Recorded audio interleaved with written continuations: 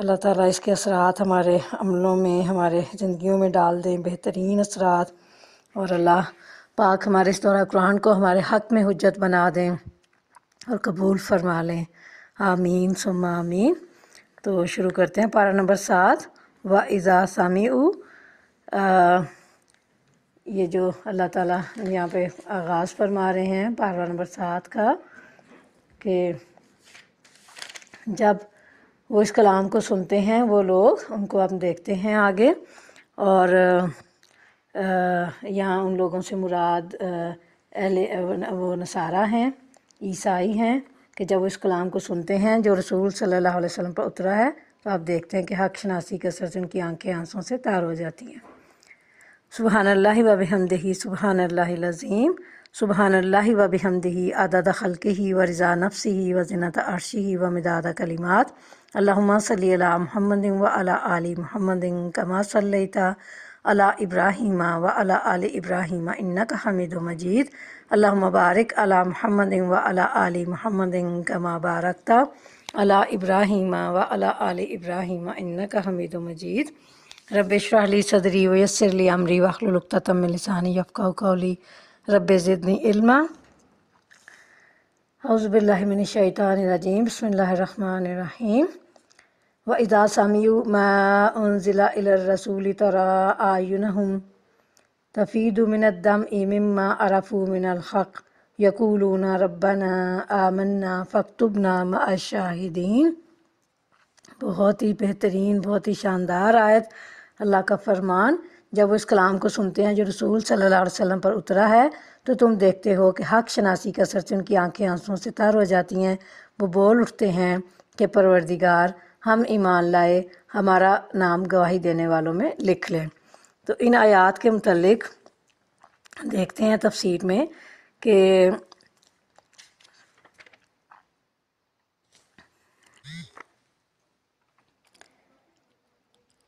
حبشہ، جہاں پہ مسلمان مکی زندگی میں 2 مرتبہ ہجرت کر کے گئے،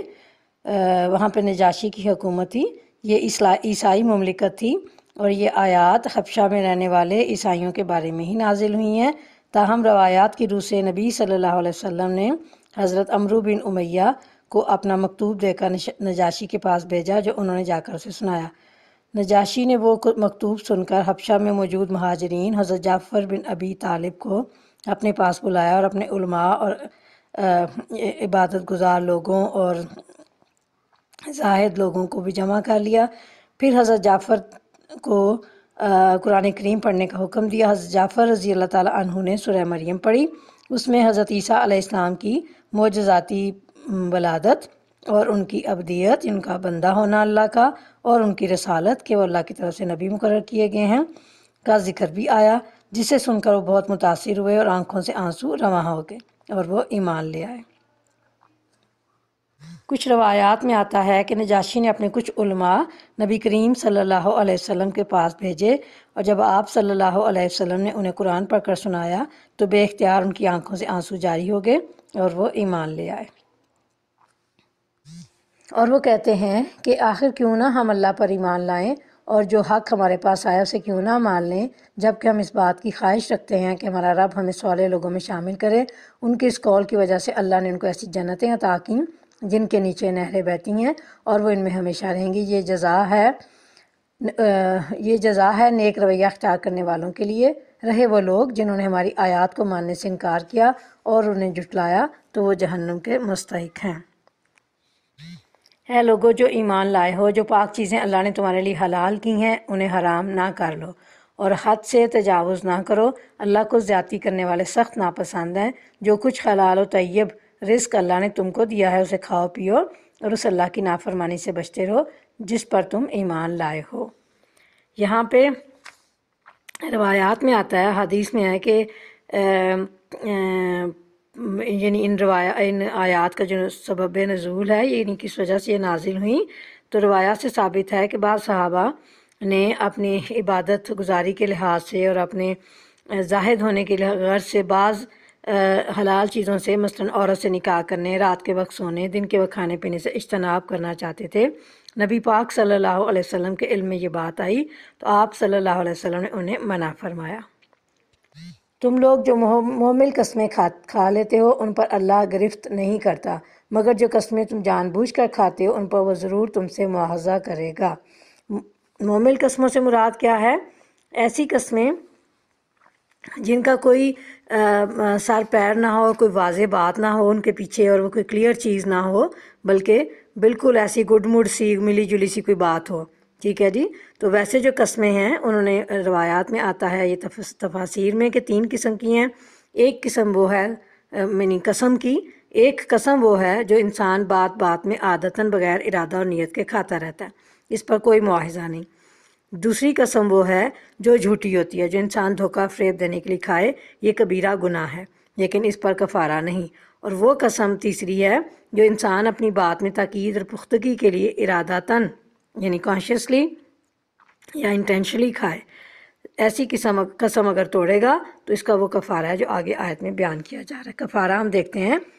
قرآن کی روح سے۔ اللہ فرماتے ہیں کفارہ یہ ہے کہ 10 مسکینوں کو وہ اوسط درجے کا کھانا کھلاؤ جو تم اپنے بال بچوں کو کھلاتے ہو، یا انہیں کپڑے پہناؤ، یا ایک غلام آزاد کرو جو اس کی استطاعت نہ رکھتا ہو وہ 3 دن کے روزے رکھے۔ یہ تمہاری قسموں کا کفارہ ہے جبکہ تم قسم کھا کر توڑ دو۔ اپنی قسموں کی حفاظت کیا کرو، اس طرح اللہ اپنے احکام تمہارے لیے واضح کرتا ہے شاید کہ تم شکر ادا کرو۔ اے لوگو جو ایمان لائے ہو، یہ شراب اور جوا اور یہ آستانے اور پانسے اور یہ سب گندے شیطانی کام ہیں، ان سے پرہیز کرو، امید ہے کہ تمہیں فلاح نصیب ہوگی۔ شیطان تو یہ چاہتا ہے کہ شراب اور جوئے کے ذریعے سے تمہارے درمیان عداوت اور بغض ڈال دے اور تمہیں اللہ کی یاد سے اور نماز سے روک دے۔ پھر کیا تم ان چیزوں سے باز رہو گے؟ اللہ اور اس کے رسول کی بات مانو اور باز آ جاؤ۔ لیکن اگر تم نے حکم عدولی کی تو جان لو کہ ہمارے رسول صلی اللہ علیہ وسلم پر بس صاف صاف حکم پہنچا دینے کی ذمہ داری تھی۔ یہ شراب کے بارے میں تیسرا حکم ہے۔ پہلے اور دوسرے حکم میں صاف طور پر ممانعت نہیں فرمائی تھی، لیکن جہاں اسے اور اس کے ساتھ جوا اور پرستش گاہوں پر یا عبادت گاہوں پر، عبادت خانوں پر یا مزاروں پر یہ کیا کہتے ہیں جانا، اور اس طرح سے اور فال کے تیروں کو جسے اللہ نے ناپاک قرار دیا ہے اور شیطانی کام قرار دے کر صاف صاف لفظوں میں ان کو منع فرما دیا ہے اور ان کو حرام قرار دے دیا ہے۔ اور علاوہ اس کے آیت میں شراب اور جوا کے مزید نقصانات بیان کر کے سوال کیا گیا ہے کہ اب بھی باز آؤ گے یا نہیں۔ تو چنانچہ جو اہل ایمان تھے وہ تو منشاء الہی یعنی اللہ کا منشا، اللہ کا حکم، اللہ کی حکمت سمجھی انہوں نے اور اس کی قطعی حرمت کے قائل ہو کے، اور کہا کہ اے رب ہمارے ہم باز آ کے۔ لیکن آج کل کچھ دانشور کہتے ہیں کہ اللہ نے شراب کو حرام کہاں قرار دیا ہے۔ تو اللہ تعالیٰ بس رحم کریں ہم سب کے اوپر، ہمارے لیے بہت آسانیاں کریں اللہ اپنی فرما برداری کرنے کو۔ شراب کو ام الخبائث بھی کہا جاتا ہے، اور جوا بھی ایسی بری لت ہے کہ انسان کو کسی کام کا نہیں چھوڑتی، اور بسا اوقات یعنی بعض اوقات رئیس زادوں اور بڑے بڑے جاگیرداروں کو بھی مفلس اور کلاش بنا دیتی ہے۔ انا للہ و انا الیہ راجعون۔ اللہ تعالیٰ ہم سب کو ان سب چیزوں سے بچائیں، آمین۔ اے لوگو جو لوگ ایمان لے آئے اور نیک عمل کرنے لگے، انہوں نے پہلے جو کچھ کھایا پیا تھا اس پر کوئی گرفت نہ ہوگی، بشرط یہ کہ وہ آئندہ ان چیزوں سے بچے رہیں جو حرام قرار کی گئی ہیں، اور ایمان پر ثابت قدم رہیں اور اچھے کام کریں۔ پھر جس چیز سے روکا جائے اس سے رکیں، اور جو فرمان الہی سے مانیں۔ پھر خدا ترسی کے ساتھ نیک رویہ رکھیں، اللہ نیک کردار لوگوں کو پسند کرتا ہے۔ حرمت شراب کے بعد بعض صحابہ کے ذہن میں یہ بات آئی کہ ہمارے کئی ساتھی جنگوں میں شہید یا ویسے ہی فوت ہو گئے جبکہ وہ شراب پیتے رہے، تو اس آیت میں اس شبہ کا ازالہ کر دیا گیا کہ ان کا خاتمہ ایمان و تقوی پر ہی ہوا ہے، کیونکہ شراب اس وقت تک حرام نہیں ہوئی تھی۔ اے لوگو جو ایمان لائے ہو، اللہ تمہیں اس شکار کے ذریعے سے سخت آزمائش میں ڈالے گا جو بالکل تمہارے ہاتھوں اور نیزوں کی زاد میں ہوگا، یہ دیکھنے کے لیے کہ تم میں سے کون اسے غائبانہ ڈرتا ہے۔ پھر جس نے اس تنبیہ کے بعد اللہ کی مقرر کی حد سے تجاوز کیا اس کے لیے دردناک سزا ہے۔ اے لوگو جو ایمان لائے ہو، احرام کی حالت میں شکار نہ مارو، اور اگر تم میں سے کوئی جان بوجھ کر ایسا کر گزرے تو جو جانور اس نے مارا ہو اسی کے ہم پلہ ایک جانور اسے مویشیوں میں سے نظر دینا ہوگا، جس کا فیصلہ تم میں سے 2 عادل آدمی کریں گے، اور یہ نذرانہ کعبہ پہنچایا جائے گا۔ شکار جو تھا وہ عربوں کی معاش کا ایک اہم حصہ تھا، اس لیے حالت احرام میں اس کی ممانعت کر کے ان کا امتحان لیا گیا۔ خاص طور پر حدیبیہ میں قیام کے دوران کثرت سے شکار صحابہ رضی اللہ تعالیٰ عنہم اجمعین کے قریب آتے، لیکن انہی ایام میں ان آیات کا نزول ہوا جن میں اس سے متعلقہ احکام بیان فرمائے گئے۔ اور قریب کا شکار یا چھوٹے جانور عام طور پر ہاتھ ہی سے پکڑ لیے جاتے ہیں، اور دور کے یا بڑے جانوروں کے لیے تیر اور نیزے کا استعمال ہوتا ہے، اس لیے یہاں ان دونوں کا ذکر کیا گیا ہے۔ اور اس سے مراد یہ ہے کہ جس طرح بھی اور جس چیز سے بھی شکار کیا جائے احرام کی حالت میں ممنوع ہے۔ یہ جو اللہ نے یہاں فرمایا کہ اس کے مساوی یعنی اس جیسے جانور، تو اس سے مراد خلقت یعنی قد و قامت میں مساوی ہونا ہے، قیمت میں مساوی نہیں ہونا ہے۔ جیسے کہ مثال کے طور پر ہرن کو شکار کیا گیا ہے تو اس کے مساوی بکری ہوگی، یا نہیں تو اس گناہ کے کفارہ میں چند مسکینوں کو کھانا کھلانا ہوگا یا اس کے بقدر روزے رکھنے ہوں گے تاکہ وہ اپنے کیے کا مزہ چکھے۔ پہلے جو کچھ ہو چکا اسے اللہ نے معاف کر دیا، لیکن اب اگر کسی نے اس حرکت کا اعادہ کیا تو اس سے اللہ بدلہ لے گا۔ اللہ سب پر غالب ہے اور بدلہ لینے کی طاقت رکھتا ہے۔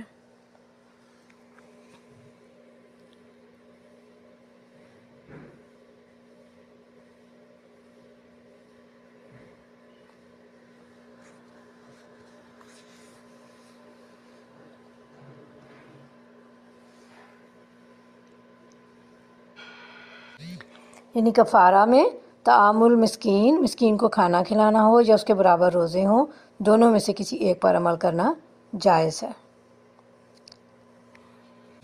تمہارے لیے سمندر کا شکار اس کا کھانا حلال کر دیا گیا، جہاں تم ٹھہرو وہاں بھی اسے کھا سکتے ہو اور قافلے کے لیے زیادہ راہ بھی بنا سکتے ہو۔ البتہ خشکی کا شکار جب تک تم احرام کی حالت میں ہو تم پر حرام کیا گیا ہے، پس بچو اس خدا کی نافرمانی سے جس کی پیشی میں تم سب کو گھیر کر حاضر کیا جائے گا۔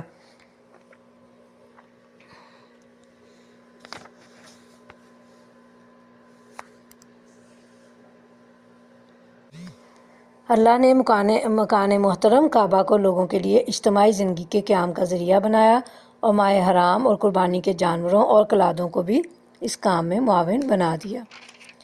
تاکہ تمہیں معلوم ہو جائے کہ اللہ آسمان اور زمین کے سب حالات سے باخبر ہے اور اسے ہر چیز کا علم ہے۔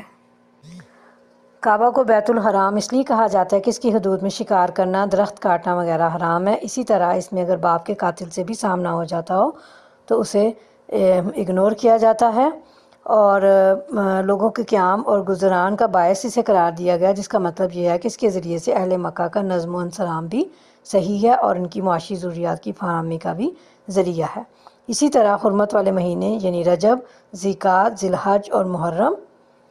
اور حرم میں جانے والے جانور جو ہیں، ان تمام چیزوں سے بھی اہل مکہ کو فوائد حاصل ہوتے ہیں۔ خبردار ہو جاؤ، اللہ سزا دینے میں بھی سخت ہے اور اس کے ساتھ بہت درگزر رحم کرنے والا بھی ہے۔ رسول صلی اللہ علیہ وسلم پر تو صرف پیغام پہنچا دینے کی ذمہ داری ہے، آگے تمہارے کھلے اور چھپے سب حالات کا جاننے والا اللہ ہے۔ اے پیغمبر صلی اللہ علیہ وسلم، ان سے کہہ دو کہ پاک اور ناپاک بہرحال یکساں نہیں ہیں، خواہ ناپاک کی بہتات تمہیں کتنا ہی فریفتہ کرنے والی ہو۔ بس اے لوگو جو عقل رکھتے ہو، اللہ کی نافرمانی سے بچتے رہو، امید ہے کہ تمہیں فلاح نصیب ہوگی۔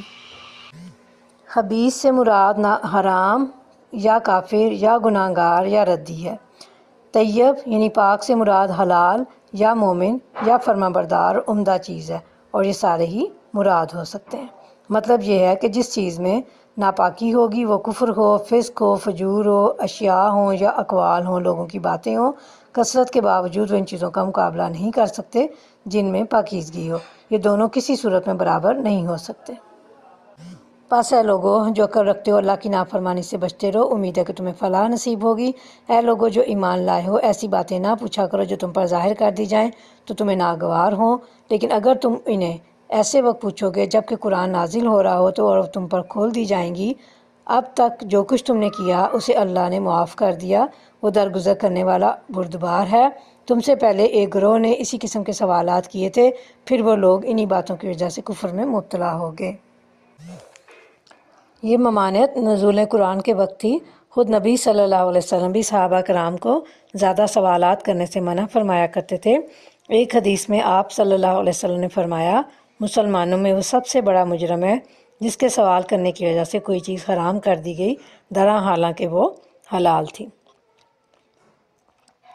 اور آگے جو اللہ نے فرمایا کہ کہیں اس کو تھا کہ تم بھی مرتکب نہ ہو جانا، یعنی جس طرح ایک مرتبہ نبی صلی اللہ علیہ وسلم نے فرمایا اللہ تعالیٰ نے تم پر حج فرض کیا ہے۔ ایک شخص نے سوال کیا کہ ہر سال آپ صلی اللہ علیہ وسلم خاموش رہے؟ اس نے 3 مرتبہ سوال دہرایا، پھر آپ صلی اللہ علیہ وسلم نے فرمایا اگر میں ہاں کہہ دیتا تو حج ہر سال فرض ہو جاتا، اور اگر ایسا ہو جاتا تو ہر سال حج کرنا تمہارے لیے ممکن نہ ہوتا۔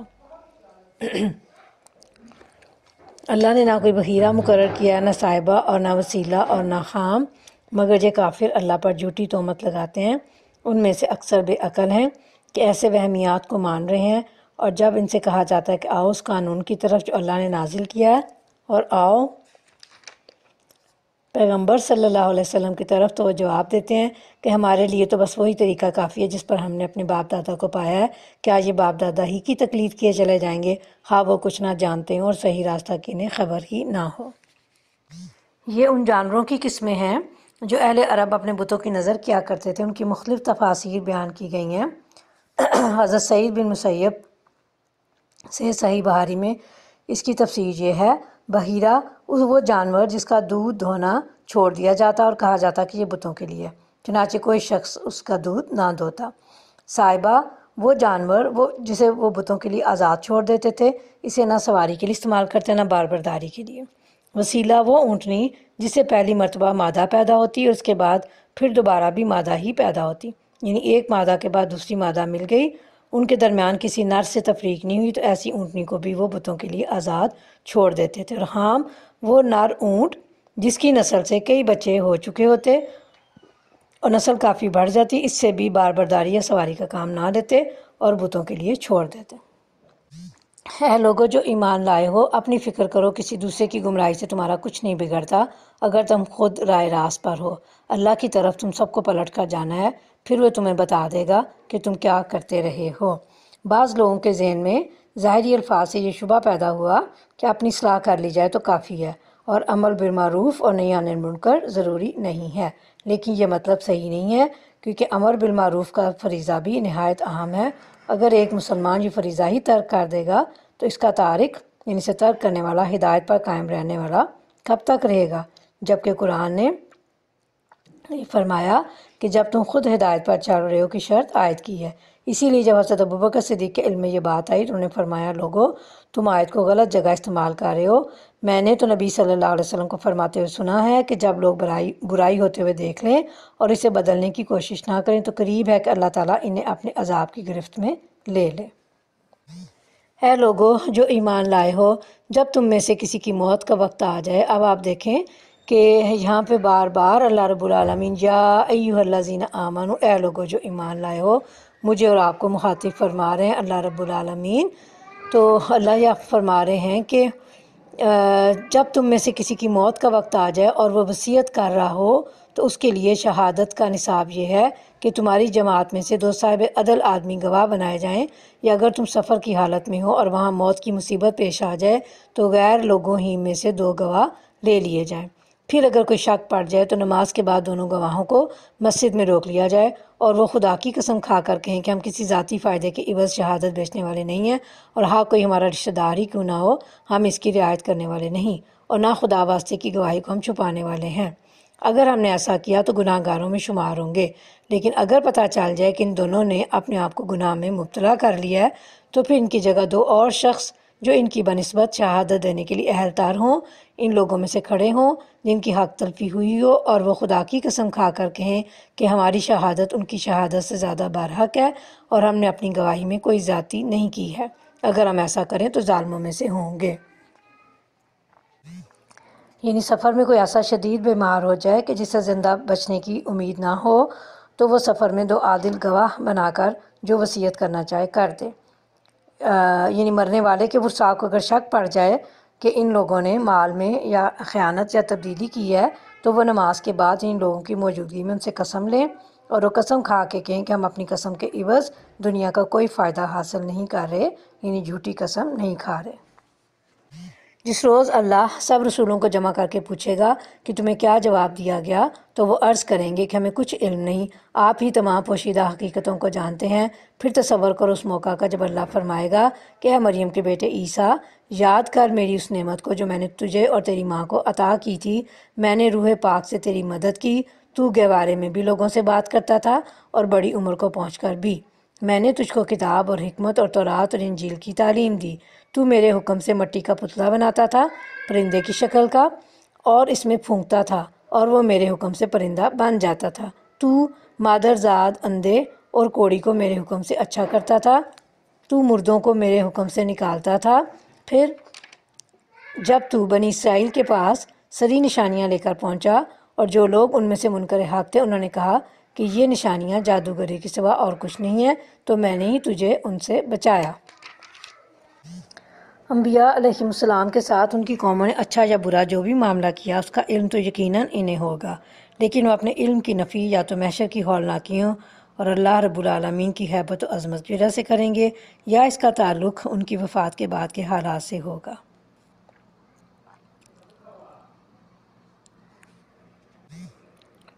اور ان کے دنیا سے جانے کے بعد کلیتاً اس کا علم صرف اللہ کو ہے، اس لیے وہ کہیں گے کہ علام الغیوب تو اللہ آپ ہی ہیں، نہ کہ ہم۔ اس سے معلوم ہوا کہ انبیاء اور رسل عالم الغیب نہیں ہوتے، عالم الغیب صرف ایک اللہ کی ذات ہے۔ انبیاء کو صرف اتنا ہی علم ہوتا ہے جتنا کہ ان کے فرائض رسالت کی ادائیگی کے لیے ضروری ہوتا ہے۔ روح پاک سے مراد یہاں حضرت جبرائیل علیہ السلام ہیں، اور گہوارے میں کلام کیا تو اس سے مراد یہ ہے کہ گود میں اس وقت کلام کیا جب حضرت مریم علیہ السلام اپنے اس نو مولود یعنی بالکل ننھے نیو بورن بچے کو لے کر اپنی قوم کی طرف آئیں، اور انہوں نے اس بچے کو دیکھ کر تعجب کا اظہار کیا اور اس کی متعلق پوچھا، تو اللہ کے حکم سے حضرت عیسیٰ علیہ السلام نے اس اپنی عمر میں بھی کلام کیا، اور بڑی عمر میں کلام سے مراد نبوت سے سرفراز ہونے کے بعد دعوت و تبلیغ ہے۔ یہ یہاں جو اللہ نے فرمایا کہ مردوں کو میرے حکم سے نکالتا تھا، تو انہی حالت موت سے نکال کر زندگی کی حالت میں لاتا تھا۔ یہ وہ معجزات ہیں جن کا ذکر اللہ رب العالمین فرما رہے ہیں۔ اور جب میں نے حواریوں کو اشارہ کیا کہ مجھ پر اور میرے رسول پر ایمان لاؤ، تب انہوں نے کہا ہم ایمان لائے اور گواہ ہو کہ ہم مسلم ہیں۔ حواریوں کے سلسلہ میں یہ واقعہ بھی یاد رہے کہ جب حواریوں نے کہا اے عیسیٰ ابن مریم، کیا آپ کا رب ہم پر آسمان سے کھانے کا ایک خوان اتار سکتا ہے؟ تو عیسیٰ علیہ السلام نے کہا اللہ سے ڈرو اگر تم مومن ہو۔ انہوں نے کہا ہم بس یہ چاہتے ہیں کہ اس خوان سے کھانا کھائیں اور ہمارے دل مطمئن ہوں اور ہمیں معلوم ہو جائے کہ آپ نے جو کچھ ہم سے کہا ہے وہ سچ ہے اور ہم اس پر گواہ ہوں۔ اس پر عیسیٰ ابن مریم نے دعا کی اے اللہ ہمارے رب، ہم پر آسمان سے خوان نازل کر جو ہمارے لیے اور ہمارے اگلوں پچھلوں کے لیے خوشی کا موقع قرار پائے اور تیری طرف سے ایک نشانی ہو، ہم کو رزق دے اور تو بہترین رازق ہے۔ کیونکہ حواریوں کا ذکر آ گیا ہے اس لیے سلسلہ کلام کو توڑ کر یہاں حواریوں ہی کے متعلق ایک اور واقعہ کی طرف بھی اشارہ کر دیا گیا، جس سے یہ بات صاف ظاہر ہوتی ہے کہ مسیح علیہ السلام سے براہ راست جن شاگردوں نے تعلیم پائی تھی وہ مسیح علیہ السلام کو ایک انسان اور محض ایک بندہ سمجھتے تھے، اور ان کے وہم و گمان میں بھی اپنے مرشد کے خدا یا خدائی صفات میں شریک ہونے یا اللہ کے بیٹے ہونے کا تصور تک نہ تھا، نیز یہ کہ مسیح علیہ السلام نے خود بھی اپنے آپ کو ان کے سامنے ایک بندہ بے اختیار کی حیثیت سے پیش کیا تھا۔ مائدہ ایسے برتن کو کہتے ہیں جو کہ بڑی ٹرے یا بڑی پلیٹ وغیرہ جس میں کھانا ہو، اسی لیے دسترخوان بھی اس کا ترجمہ کیا جاتا ہے کیونکہ اس پر بھی کھانا چنا ہوتا ہے۔ سورت کا نام بھی اسی مناسبت سے ہے کہ اس میں اس کا ذکر ہے، اور حواریوں یعنی حضرت عیسیٰ علیہ السلام کے ساتھیوں نے اپنے دل کے اطمینان کے لیے یہ مطالبہ کیا کہ جس طرح حضرت ابراہیم علیہ السلام نے مردوں کو زندہ کرنے کے مشاہدے کی خواہش ظاہر فرمائی تھی، اسی طرح آپ بھی ہمارے لیے ایک خوان جو ہے وہ اللہ سے دعا کریں کہ ہمارے لیے وہ آسمان سے اتارے۔ یہاں حضرت عیسیٰ علیہ السلام نے اس دن کو عید بنانے کی جس خواہش کا اظہار کیا ہے، اس سے ان کا مطلب یہی ہے کہ ہم تعریف و تحمید اور تکبیر و تحمید کریں گے، اور یعنی عید کے دن کا مطلب یہی ہے کہ قومی طور پر، ملی طور پر، یعنی ملت اسلامیہ جو مل کر اللہ تعالیٰ کی اجتماعی طور پر شکر ادا کرے اور اس کی تکبیر بلند کرے۔ اللہ نے جواب دیا، میں اس کو تم پر نازل کرنے والا ہوں، مگر اس کے بعد جو تم میں سے کفر کرے گا اسے میں ایسی سزا دوں گا جو میں نے دنیا میں کسی کو نہ دی ہوگی۔ غرض جب یہ احسانات یاد دلا کر اللہ فرمائے گا کہ اے عیسیٰ ابن مریم، کیا تم نے لوگوں سے کہا تھا کہ خدا کے سوا مجھے اور میری ماں کو بھی خدا بنا لو؟ تو وہ جواب میں عرض کرے گا، سبحان اللہ، میرا یہ کام نہ تھا کہ وہ بات کہتا جس کے کہنے کا مجھے حق نہ تھا۔ اگر میں نے ایسی بات کہی ہوتی تو آپ کو ضرور علم ہوتا۔ آپ جانتے ہیں جو کچھ میرے دل میں ہے، اور میں نہیں جانتا جو کچھ آپ کے دل میں ہے۔ آپ تو ساری پوشیدہ حقیقتوں کے عالم ہیں۔ یہ سوال قیامت والے دن ہوگا، اور مقصد اس سے اللہ کو چھوڑ کر کسی اور کو معبود بنا لینے والوں کو ڈانٹ ڈپٹ ہے کہ جن کو تم معبود اور حاجت روا سمجھتے تھے وہ تو خود اللہ کی بارگاہ میں جواب دہ ہیں۔ حضرت عیسیٰ علیہ السلام بالکل واضح الفاظ میں اپنے متعلق اس بات کی نفی فرما رہے ہیں جو لوگ ان کے متعلق سوچتے ہیں کہ وہ علم غیب جانتے تھے۔ حضرت عیسیٰ علیہ السلام نے توحید اور عبادت رب کی دعوت اپنے چھوٹے ہوتے ہوئے اپنی عالم شیرخوارگی میں بھی دی تھی، اور پھر اس کے بعد جوانی میں، اور پھر اپنے ساری عمر میں دی۔ میں نے ان سے اس کے سوا کچھ نہیں کہا تھا جس کا آپ نے حکم دیا تھا، یہ کہ اللہ کی بندگی کرو جو میرا رب بھی اور تمہارا رب بھی۔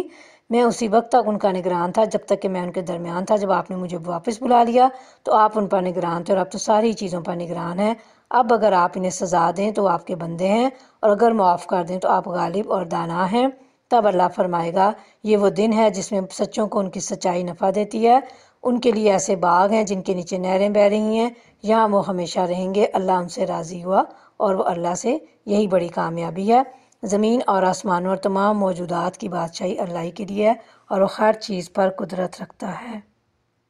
یعنی مطلب یہ ہے کہ یا اللہ، ان کا معاملہ آپ کی مشیت کے سپرد ہے۔ اگر آپ چاہیں تو انہیں سزا دیں اور چاہیں تو انہیں معاف کر دیں، اور آپ سے کوئی باز پرس کرنے والا نہیں ہے۔ گویا اس آیت میں اللہ کے سامنے بندوں کی عاجزی اور بے بسی کا اظہار ہے، اور اللہ کی عظمت و جلالت اور اس کے قادر مطلق اور مختار کل ہونے کا بھی بیان ہے۔ الحمدللہ سورہ ہماری مائدہ یہاں پہ ختم ہو رہی ہے۔ آگے انشاءاللہ تعالی ہم سورہ انعام شروع کریں گے۔ سورہ انعام ہمارا پارہ نمبر 7 چل رہا ہے، وَإِذَا سَمِعُوا، اور سورہ انعام اب اس میں شروع ہو رہی ہے۔ سورہ انعام مکی ہے، اور اس میں 165 آیتیں اور 20 رکوع ہیں، اور یہ نام جو ہے العام یعنی مویشیوں کی حرمت اور ان کی حلت یعنی ان کے حرام اور ان کے حلال ہونے کے متعلق اہل عرب کے تہمات کی تردید کی گئی ہے۔ اور یہ جو لفظ آیا الانعام، یہ سورہ کے 16-17 میں سے رکوع نمبر 16-17 میں ہے۔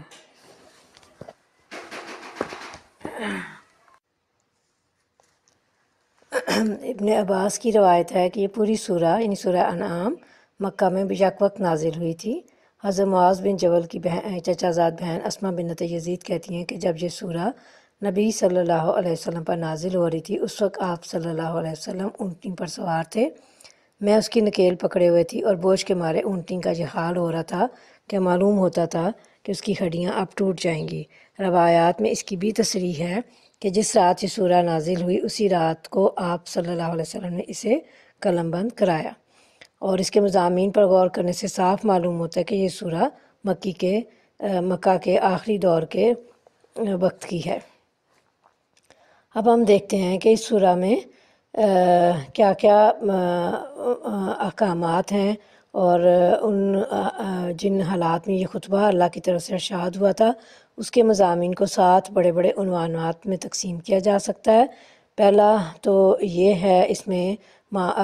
حکم اللہ کا کہ شرک کو اللہ نے باطل قرار دیا ہے، اور عقیدہ توحید کی طرف اللہ رب العالمین نے دعوت دی ہے۔ دوسرا اس میں یہ ہے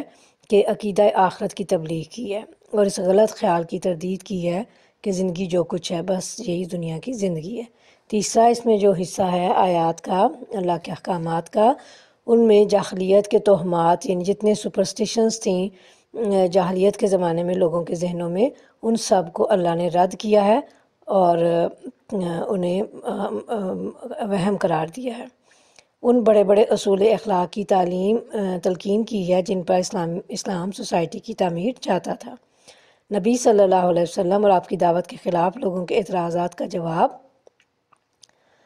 طویل جدوجہد کے باوجود دعوت کے نتیجہ خیز نہ ہونے پر نبی کریم صلی اللہ علیہ وسلم اور عام مسلمانوں کے اندر اضطراب اور دل شکستگی کی جو کیفیت پیدا ہو رہی تھی، اس پر اللہ رب العالمین نے تسلی دی ہے۔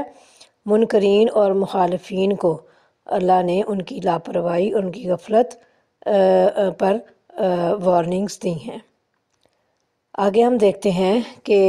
مکی زندگی جو ہے اس میں جو ہے یہ ایک پہلی سورہ ہے، سورہ انعام، جو تفصیل کے ساتھ آ رہی ہے۔ اس لیے اب ہم دیکھتے ہیں کہ مکی صورتوں کے تاریخی پس منظر میں کیا حالات ہیں۔ انہوں نے کہا کہ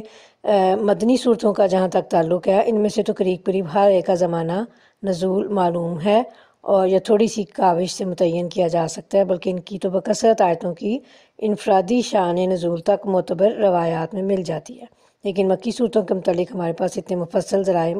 معلومات نہیں ہیں۔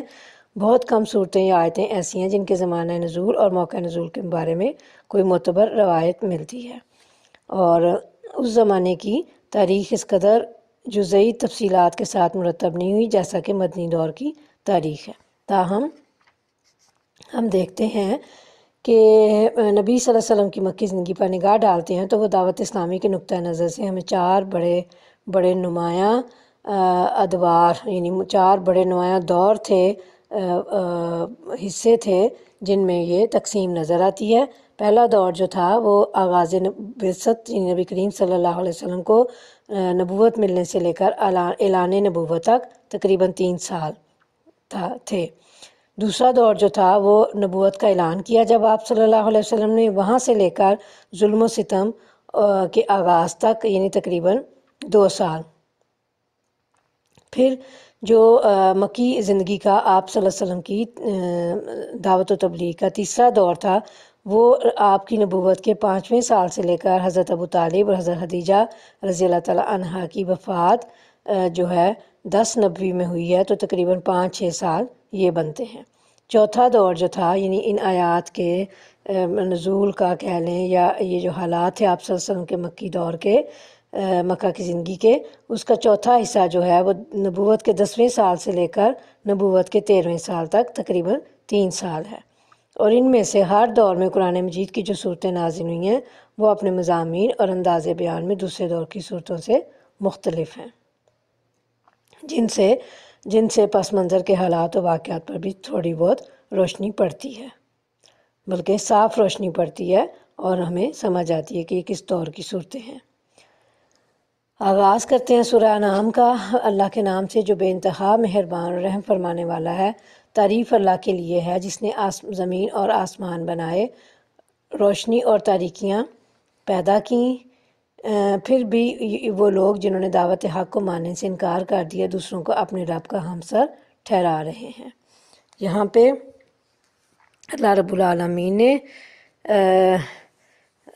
تعریف بیان کی ہے اپنی، اور یہ کہ ساری تعریفیں صرف ان کا لائق صرف اللہ رب العالمین ہی ہے۔ اور یہاں پہ جو ظلمات یعنی تاریکیوں سے مراد ہے، اس میں رات کی تاریکی ہے، اور نور سے دن کی روشنی یا کفر کی تاریکی اور ایمان کی روشنی مراد ہے۔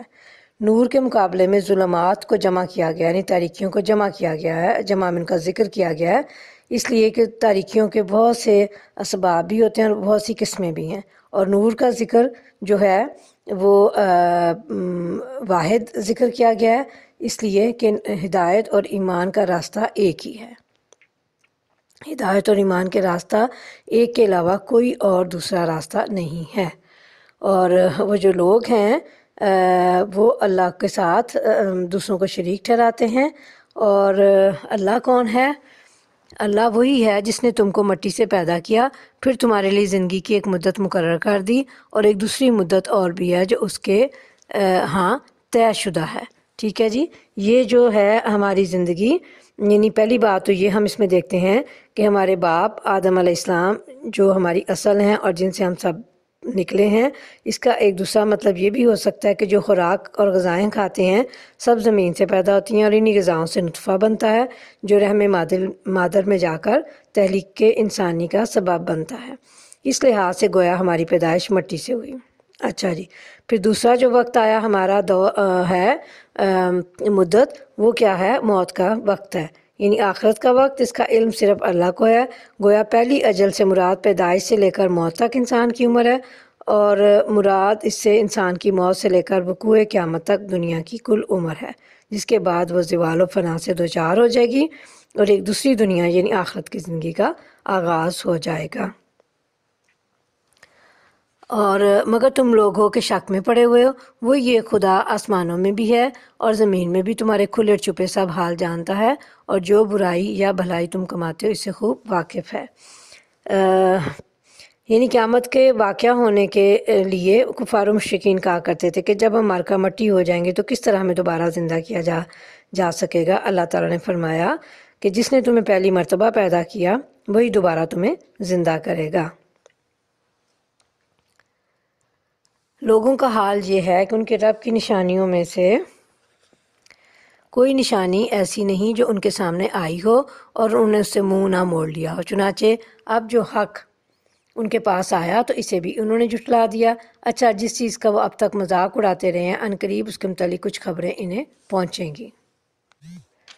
یعنی جب گناہوں کی پاداش میں تم سے پہلی امتوں کو ہم ہلاک کر چکے ہیں، اس حال میں کہ وہ طاقت و قوت میں بھی تم سے کہیں زیادہ تھیں اور خوشحالی اور وسائل رزق کی فراوانی میں بھی تم سے بہت بڑھ کر تھی، تو تمہیں ہلاک کرنا ہمارے لیے کیا مشکل ہے؟ اور یہ کہ جب مہلت عمل ختم ہو جاتی ہے تو پھر یہ ساری ترقیاں اور خوشحالیاں کسی قوم کو بھی اللہ کے عذاب سے بچانے میں کامیاب نہیں ہوتی۔ یہاں پہ اللہ رب العالمین نے اشارہ جو کیا ہے ہجرت اور ان کامیابیوں کی طرف جو ہجرت کے بعد اسلام کو پے در پہ حاصل ہونے والی تھیں۔ جس وقت یہ اشارہ فرمایا گیا تھا اس وقت نہ کفار یہ گمان کر سکتے تھے کہ کس قسم کی خبریں انہیں پہنچنے والی ہیں، اور نہ مسلمانوں ہی کے ذہن میں اس کا کوئی تصور تھا۔ آگے جو اللہ نے فرمایا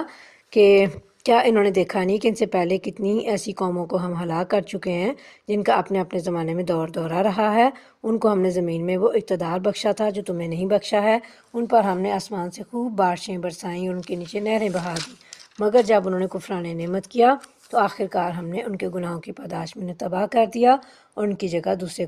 دور کی قوموں کو اٹھایا۔ اے پیغمبر صلی اللہ علیہ وسلم، اگر تمہارے اوپر کوئی کاغذ میں لکھی لکھائی کتاب بھی اتار دیتے اور لوگ اسے اپنے ہاتھوں سے چھو کر بھی دیکھ لیتے، تب بھی جنہوں نے حق کا انکار کیا وہ یہی کہتے کہ یہ تو سری جادو ہے۔ کہتے ہیں کہ اس نبی پر کوئی فرشتہ کیوں نہیں اتارا گیا؟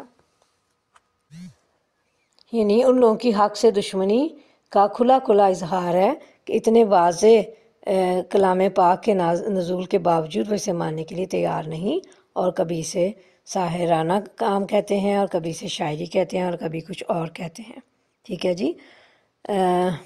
آگے اللہ فرماتے ہیں کہ اللہ تعالیٰ نے انسانوں کی ہدایت اور رہنمائی کے لیے جتنے بھی انبیاء اور رسول بھیجے وہ انسانوں میں سے تھے، اور ہر قوم میں اسی کے ایک فرد کو وحی و رسالت سے نواز دیا جاتا تھا۔ یہ اس لیے کہ اس کے بغیر کوئی رسول فریضہ تبلیغ و دعوت ادا ہی نہیں کر سکتا تھا۔ مثلا اگر فرشتوں کو اللہ تعالیٰ رسول بنا کر بھیجتا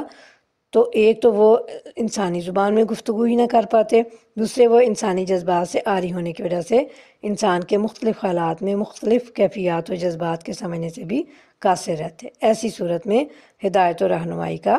فریضہ کس طرح انجام دے سکتے تھے؟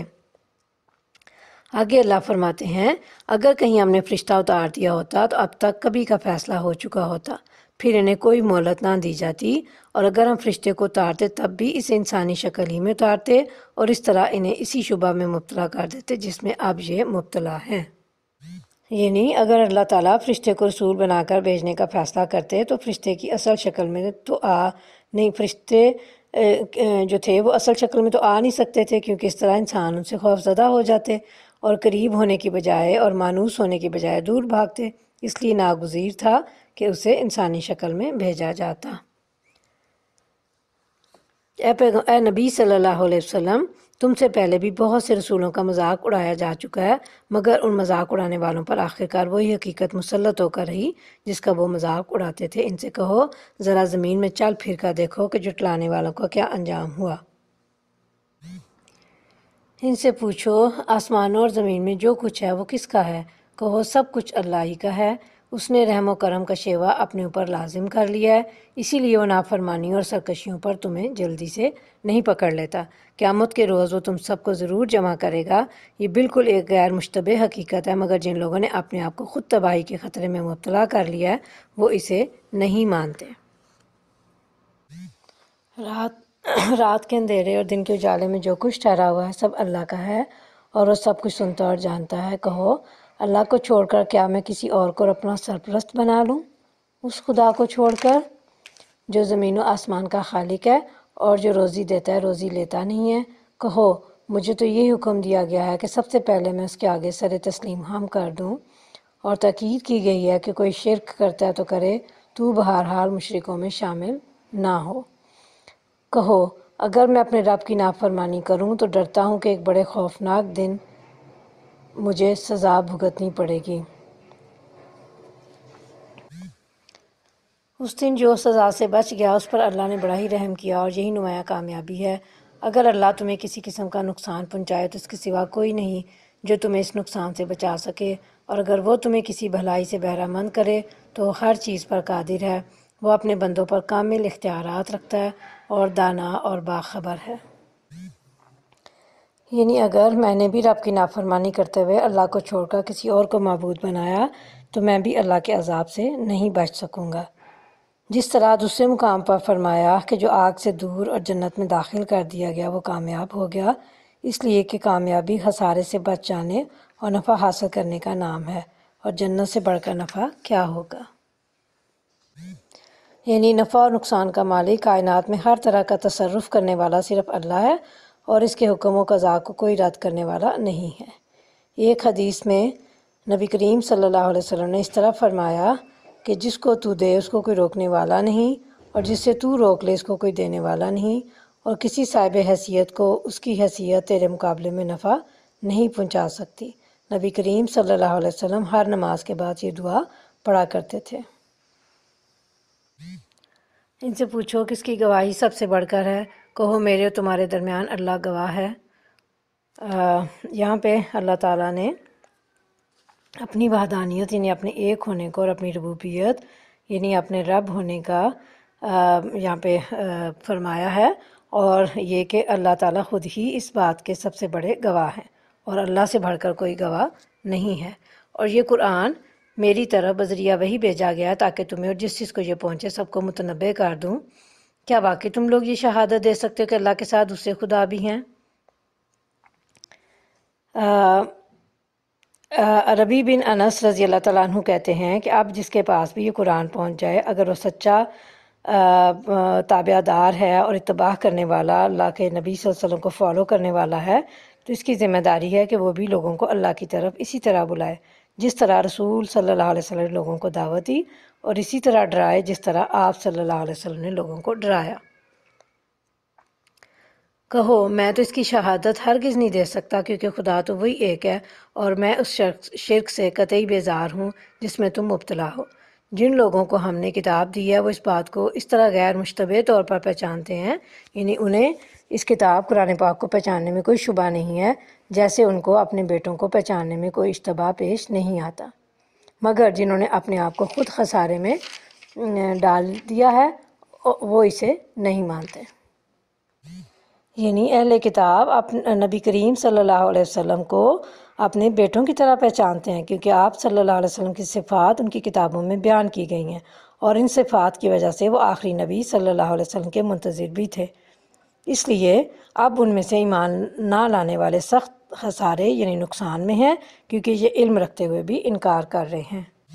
اور اس شخص سے بڑھ کر ظالم کون ہوگا جو اللہ پر جھوٹا بہتان لگائے یا اللہ کی نشانی کو جھٹلائے؟ یقیناً ایسے ظالم کبھی فلاح نہیں پا سکتے۔ جس روز ہم ان سب کو اکٹھا کریں گے اور مشرکوں سے پوچھیں گے کہ اب وہ تمہارے ٹھہرائے شریک کہاں ہیں جن کو تم اپنا خدا سمجھتے تھے، تو وہ اس کے سوا کوئی فتنہ نہ اٹھا سکیں گے کہ یہ جھوٹا بیان دیں کہ اے ہمارے آقا تیری قسم ہم ہرگز مشرک نہ تھے، دیکھو اس وقت یہ کس طرح اپنے اوپر آپ جھوٹ گڑیں گے اور وہاں ان کے سارے بناوٹی معبود گم ہو جائیں گے۔ یعنی جس طرح اللہ پر جھوٹ گھڑنے والا یعنی نبوت کا جھوٹا دعویٰ کرنے والا سب سے بڑا ظالم ہے، اسی طرح وہ بھی بڑا ظالم ہے جو اللہ کی آیات اور اس کے سچے رسول کی تکذیب کرے۔ جھوٹے دعوی نبوت پر اتنی سخت وعید کے باوجود یہ واقعہ ہے کہ متعدد لوگوں نے ہر دور میں نبوت کے جھوٹے دعوے کیے۔ ان میں سے بعض لوگ ایسے ہیں جو کان لگا کر تمہاری بات سنتے ہیں، مگر حال یہ ہے کہ ہم نے ان کے دلوں پر پردے ڈال رکھے ہیں جن کی وجہ سے وہ اس کو کچھ نہیں سمجھتے، اور ان کے کانوں میں گرانی ڈال دی ہے کہ سب کچھ سننے پر بھی کچھ نہیں سنتے۔ وہ کوئی نشانی دیکھ لیں اس پر ایمان لا کر نہ دیں گے۔ حد یہ ہے کہ جب وہ تمہارے پاس آ کر تم سے جھگڑتے ہیں تو ان میں سے جن لوگوں نے انکار کا فیصلہ کیا اور ساری باتیں سننے کے بعد یہی کہتے ہیں کہ یہ ایک داستان پارینہ کے سوا کچھ نہیں، وہ اس امر حق کو قبول کرنے سے لوگوں کو روکتے ہیں اور خود بھی اس سے دور بھاگتے ہیں۔ وہ سمجھتے ہیں کہ اس حرکت سے وہ تمہارا کچھ بگاڑ رہے ہیں، حالانکہ دراصل وہ خود اپنی ہی تباہی کا سامان کر رہے ہیں، مگر انہیں اس کا شعور نہیں ہے۔ کاش تم اس وقت کی حالت دیکھ سکتے جب وہ دوزخ کے کنارے کھڑے کیے جائیں گے۔ اس وقت تو کہیں گے کہ کاش کوئی صورت ایسی ہو کہ ہم دنیا میں پھر واپس بھیجے جائیں اور اپنے رب کی نشانیوں کو نہ جھٹلائیں اور ایمان لانے والوں میں شامل ہوں۔ در حقیقت یہ بات وہ محض اس وجہ سے کہیں گے کہ جس حقیقت پر انہوں نے پردہ ڈال رکھا تھا وہ اس وقت بے نقاب ہو کر ان کے سامنے آ چکی ہوگی، ورنہ اگر انہیں سابق زندگی کی طرف واپس بھیجا جائے تو پھر وہی سب کچھ کریں جس سے انہیں منع کیا گیا ہے۔ وہ تو ہیں ہی جھوٹے، اس لیے اپنی اس خواہش کے اظہار میں بھی جھوٹ ہی سے کام لیں گے۔ آج یہ لوگ کہتے ہیں کہ زندگی جو کچھ بھی ہے بس یہی ہماری دنیا کی زندگی ہے اور ہم مرنے کے بعد ہرگز دوبارہ نہ اٹھائے جائیں گے۔ کاش وہ منظر تم دیکھ سکو جب یہ اپنے رب کے سامنے کھڑے کیے جائیں گے۔ اس وقت ان کا رب ان سے پوچھے گا کیا یہ حقیقت نہیں ہے؟ یہ کہیں گے ہاں اے ہمارے رب یہ حقیقت ہی ہے۔ وہ فرمائے گا اچھا تو اب اپنے انکار کی پاداش میں عذاب کا مزہ چکھو۔ یعنی وہ خواہش کریں گے کہ اور تمنا کریں گے، آرزو کریں گے، لیکن وہاں سے دوبارہ دنیا میں آنا ممکن ہی نہیں ہوگا کہ وہ اپنی اس آرزو کی تکمیل کر سکیں۔ کافروں کی اس آرزو کا قرآن نے بہت سارے مقامات پر ذکر فرمایا ہے، جیسا کہ سورہ مومنون میں ہے کہ وہ کہیں گے یعنی کافر اس دن اے ہمارے رب ہمیں اس جہنم سے نکال لے، اگر ہم دوبارہ تیری نافرمانی کریں تو یقیناً ظالم ہے۔ اللہ تعالیٰ فرمائے گا اسی میں ذلیل و خوار ہو کر پڑے رہو، مجھ سے بات نہ کرو۔ یعنی دوبارہ دنیا میں آنے کی خواہش ایمان لانے کے لیے نہیں، صرف عذاب سے بچنے کے لیے ہے جو ان پر قیامت کے دن ظاہر ہو جائے گا اور جس کا وہ خود اپنی آنکھوں سے دیکھ لیں گے۔ ورنہ اگر یہ دنیا میں دوبارہ بھیج دیے جائیں تب بھی یہ وہی کچھ کریں گے جو پہلے کرتے رہے ہیں۔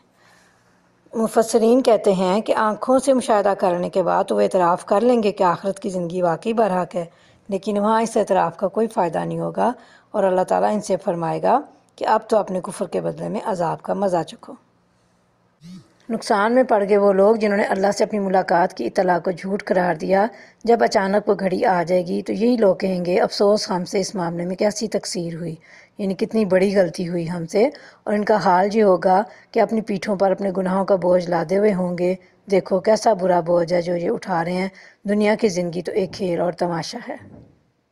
یعنی اللہ سے ملاقات کو جھٹلانے والے جس نقصان اور نامرادی سے دوچار ہوں گے، اپنی کوتاہیوں پر جس طرح نادم ہوں گے اور برے اعمال کا جو بوجھ اپنے اوپر لادے ہوئے ہوں گے، اس آیت میں اللہ تعالیٰ نے وہ نقشہ کھینچا ہے۔ اور یہاں پہ جو فرمایا اللہ نے کہ دنیا کی زندگی تو ایک کھیل اور تماشا ہے، تو اس کا مطلب یہ بالکل نہیں کہ دنیا کی زندگی میں کوئی سنجیدگی نہیں ہے، بلکہ یہ محض کھیل تماشے کے طور پر بنائی گئی ہے، ایسا بالکل بھی نہیں ہے۔ دراصل اس کا مطلب یہ ہے کہ آخرت کی حقیقی اور پائیدار یعنی ہمیشہ ہمیشہ کی زندگی کے مقابلے میں یہ دنیا کی زندگی ایسی ہے جیسے کوئی شخص کچھ دیر کھیل اور تفریح میں دل بہلائے اور پھر اصل سنجیدہ کام کی طرف واپس ہو جائے۔ نیز اسے کھیل اور تماشے سے تشبیہ اس لیے بھی دی گئی ہے کہ یہاں حقیقت کے چھپے ہونے کی وجہ سے بے بصیرت اور ظاہر پرست انسانوں کے لیے غلط فہمیوں میں مبتلا ہونے کے بہت سے اسباب موجود ہیں، اور ان غلط فہمیوں میں پھنس کر لوگ حقیقت کے خلاف ایسے عجیب طرز عمل اختیار کرتے ہیں جن کی بدولت ان کی زندگی محض ایک کھیل اور تماشا بن کر رہ جاتی ہے۔ اے نبی صلی اللہ علیہ وسلم، ہمیں معلوم ہے کہ جو باتیں یہ لوگ بناتے ہیں ان سے تمہیں رنج ہوتا ہے، لیکن یہ لوگ تمہیں نہیں جھٹلاتے بلکہ یہ ظالم دراصل اللہ کی آیات کا انکار کر رہے ہیں۔ اللہ تعالیٰ نبی کریم صلی اللہ علیہ وسلم کو ان آیات میں تسلی دے رہے ہیں، اور یہ کہ یقیناً آپ کو بہت زیادہ دکھ ہوتا ہے، لیکن در حقیقت وہ جو لوگ ہیں وہ آپ کو جھوٹا نہیں کہتے، کیونکہ وہ آپ کو تو صادق اور امین سمجھتے ہیں اور آپ کی راست بازی پر بھی اعتماد رکھتے ہیں، لیکن اللہ کی طرف سے جب پیغامات آنے شروع ہوئے، یعنی وحی کی شکل میں، قرآن پاک کی شکل میں، تو پھر وہ اس پاک کلام کو چونکہ قبول کرنے کے لیے اور اپنی زندگیوں کو بدلنے کے لیے تیار نہیں تھے، اس لیے وہ آپ کے اس کلام کو جھوٹ کہتے ہیں۔ تم سے پہلے بھی بہت سے رسول جھٹلائے جا چکے ہیں، مگر اس تکذیب پر اور ان اذیتوں پر جو انہیں پہنچائی گئیں انہوں نے صبر کیا، یہاں تک کہ انہیں ہماری مدد پہنچ گئی۔ اللہ کی باتوں کو بدلنے کی طاقت کسی میں نہیں ہے، اور پچھلے رسولوں کے ساتھ جو کچھ پیش آیا اس کی خبریں تمہیں پہنچ ہی چکی ہیں۔ تاہم اگر ان لوگوں کی بے رخی تم سے برداشت نہیں ہوتی تو اگر تم میں کچھ زور ہے تو زمین میں کوئی سرنگ ڈھونڈو یا آسمان میں سیڑھی لگاؤ اور ان کے پاس کوئی نشانی لانے کی کوشش کرو۔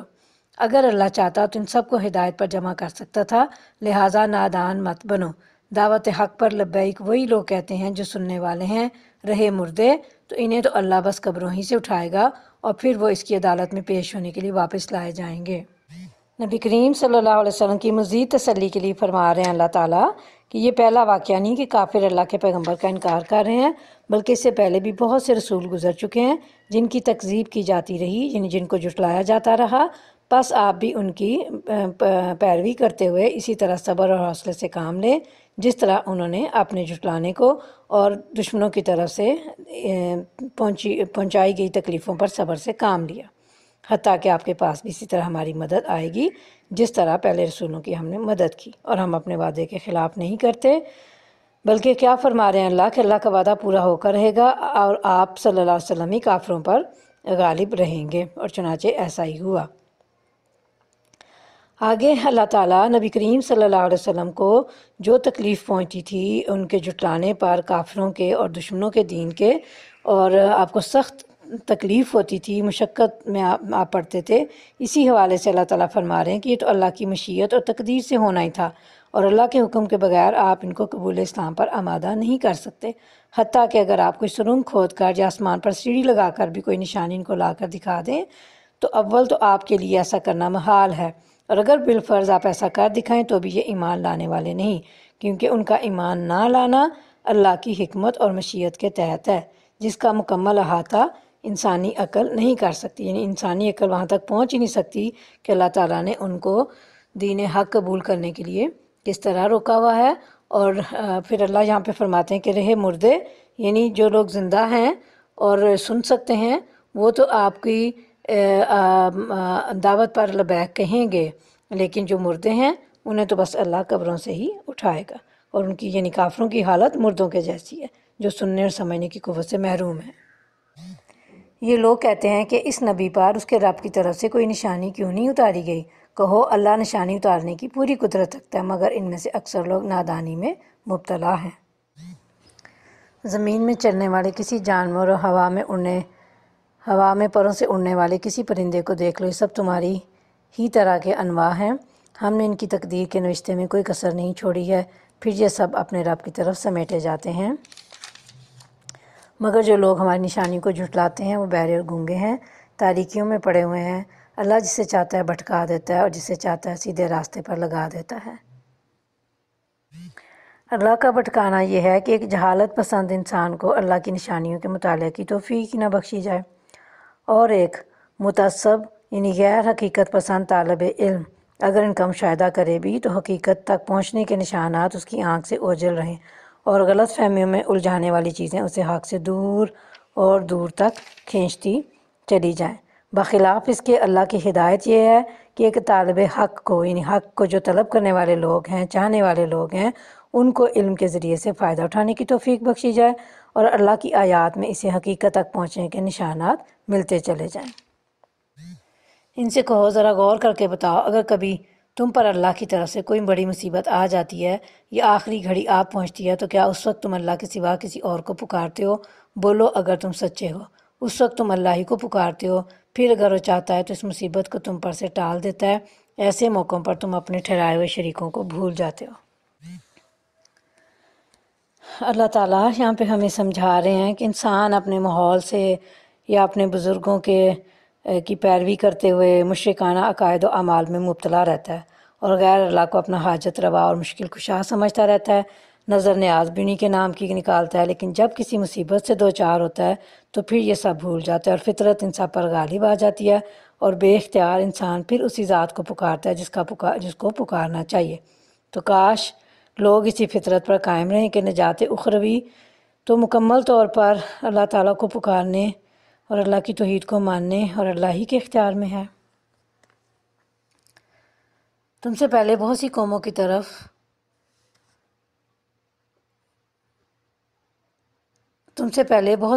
طرف ہم نے رسول بھیجے اور ان قوموں کو مصائب و آلام میں مبتلا کیا تاکہ وہ عاجزی کے ساتھ ہمارے سامنے جھک جائیں۔ پس جب ہماری طرف سے ان پر سختی آئی تو کیوں نہ انہوں نے عاجزی اختیار کی، مگر ان کے دل تو اور سخت ہو گئے اور شیطان نے ان کو اطمینان دلایا کہ جو کچھ تم کر رہے ہو خوب کر رہے ہو۔ پھر جب انہوں نے اس نصیحت کو جو انہیں کی گئی تھی بھلا دیا تو ہم نے ہر طرح کی خوشحالیوں کے دروازے ان کے لیے کھول دیے، یہاں تک کہ جب وہ ان بخششوں میں جو انہیں عطا کی گئی تھیں خوب مگن ہو گئے تو اچانک ہم نے انہیں پکڑ لیا، اور اب حال یہ تھا کہ وہ ہر خیر سے مایوس تھے۔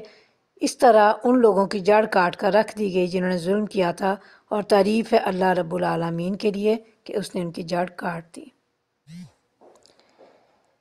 اس میں اللہ تعالیٰ ان قوموں کے متعلق بیان فرما رہے ہیں کہ بعض دفعہ وقتی طور پر ایسی قوموں پر دنیا کی آسائشوں فراوانیوں کے دروازے کھول دیے جاتے ہیں، یہاں تک کہ جب وہ اس میں خوب مگن ہو جاتی ہیں اور اپنی مادی خوشحالی اور ترقی پر اترانے لگتی ہیں تو پھر ہم اچانک انہیں اپنی گرفت میں لے لیتے ہیں اور ان کی جڑ ہی کاٹ کر رکھ دیتے ہیں۔ اے نبی صلی اللہ علیہ وسلم، ان سے کہو کبھی تم نے یہ بھی سوچا کہ اگر اللہ تمہاری بینائی اور سماعت تم سے چھین لے اور تمہارے دلوں پر مہر کر دے تو اللہ کے سوا اور کون سا خدا ہے جو یہ قوتیں تمہیں واپس دلا سکتا ہو؟ آنکھیں، کان اور دل انسان کے بہت اہم اعضاء ہیں۔ اللہ تعالیٰ فرما رہے ہیں یہاں پہ کہ اگر وہ چاہیں اللہ تو ان کی وہ خصوصیات سلب کر لیں جو اللہ نے ان کے اندر رکھی ہیں، یعنی سننے، دیکھنے، سمجھنے کی خصوصیات۔ اور جس رب نے وہ سارا کچھ دیا ہے وہ رب جب چاہے تو انہیں واپس بھی لے سکتا ہے یا انہیں ختم بھی کر سکتا ہے، ان خصوصیات کو، ان اعضاء کو۔ وہ تو دونوں ہی باتوں پر قادر ہے اور اس کی گرفت سے کوئی نہیں بچ سکتا۔ دیکھو کس طرح ہم بار بار اپنی نشانیاں ان کے سامنے پیش کرتے ہیں اور پھر یہ کس طرح ان سے نظر چرا جاتے ہیں۔ کہو کبھی تم نے سوچا کہ اگر اللہ کی طرف سے اچانک یا علانیہ تم پر عذاب آ جائے تو کیا ظالم لوگوں کے سوا کوئی اور ہلاک ہوگا؟ ہم جو رسول بھیجتے ہیں اسی لیے تو بھیجتے ہیں کہ وہ نیک کردار لوگوں کے لیے خوشخبری دینے والے اور بد کرداروں کے لیے ڈرانے والے ہوں۔ پھر جو لوگ ان کی بات مان لیں اور اپنے طرز عمل کی اصلاح کر لیں ان کے لیے کسی خوف اور رنج کا موقع نہیں ہے، اور جو ہماری آیات کو جھٹلائیں وہ اپنی نافرمانیوں کی پاداش میں سزا بھگت کر رہیں گے۔ اے نبی صلی اللہ علیہ وسلم، ان سے کہو میں تم سے یہ نہیں کہتا کہ میرے پاس اللہ کے خزانے ہیں، نہ میں غیب کا علم رکھتا ہوں اور نہ یہ کہتا ہوں کہ میں فرشتہ ہوں۔ میں تو صرف اس وحی کی پیروی کرتا ہوں جو مجھ پر نازل کی جاتی ہے۔ پھر ان سے پوچھو کیا اندھا اور آنکھوں والا دونوں برابر ہو سکتے ہیں؟ کیا تم غور نہیں کرتے؟ یعنی نبی کریم صلی اللہ علیہ وسلم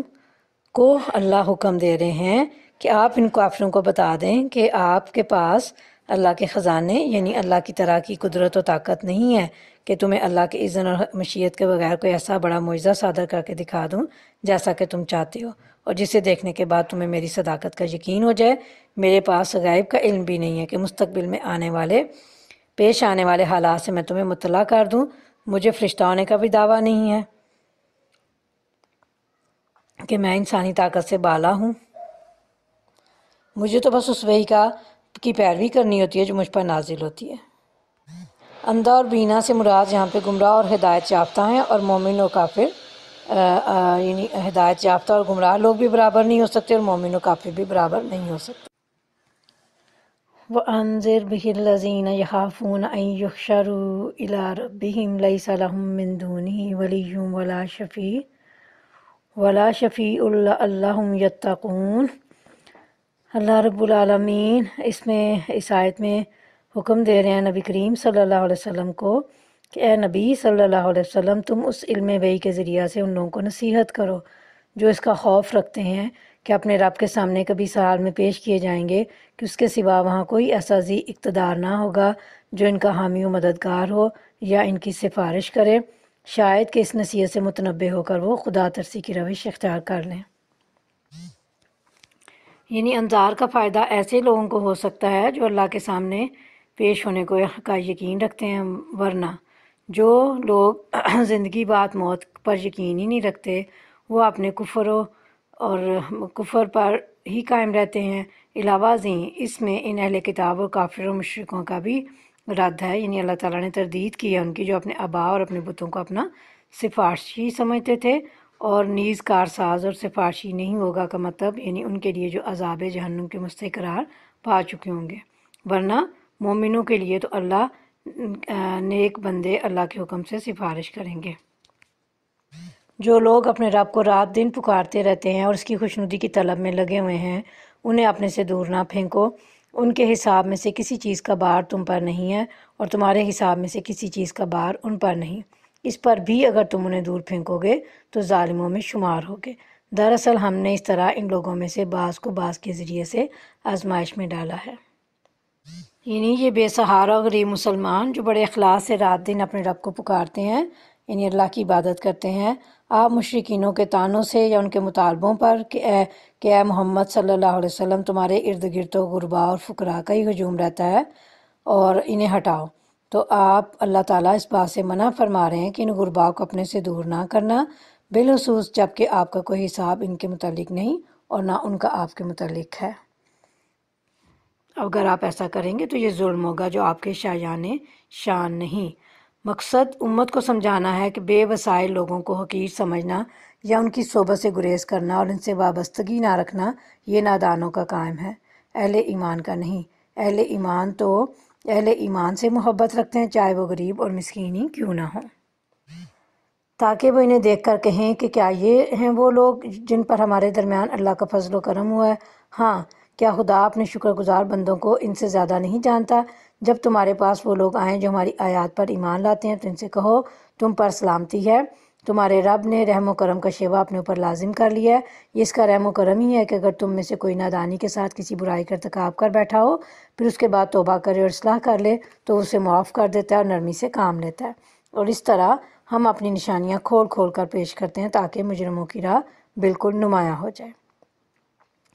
اے نبی صلی اللہ علیہ وسلم، ان سے کہو تم لوگ اللہ کے سوا جن دوسروں کو پکارتے ہو ان کی بندگی کرنے سے مجھے منع کیا گیا ہے۔ کہو میں تمہاری خواہشات کی پیروی نہیں کروں گا، اگر میں نے ایسا کیا تو گمراہ ہو گیا، راہ راست پانے والوں میں سے نہ رہا۔ کہو میں اپنے رب کی طرف سے ایک دلیل روشن پر قائم ہوں اور تم نے اسے جھٹلا دیا ہے، اب میرے اختیار میں وہ چیز ہے نہیں جس کے لیے تم جلدی مچا رہے ہو۔ فیصلہ کا سارا اختیار اللہ کو ہے، وہی امر حق بیان کرتا ہے اور وہی بہترین فیصلہ کرنے والا ہے۔ کہو اگر کہیں وہ چیز میرے اختیار میں ہوتی جس کی تم جلدی مچا رہے ہو تو میرے اور تمہارے درمیان کبھی کا فیصلہ ہو چکا ہوتا، مگر اللہ زیادہ بہتر جانتا ہے کہ ظالموں کے ساتھ کیا معاملہ کیا جانا چاہیے۔ اسی کے پاس غیب کی کنجیاں ہیں جنہیں اس کے سوا کوئی نہیں جانتا، بحر و بر میں جو کچھ ہے سب سے وہ واقف ہے۔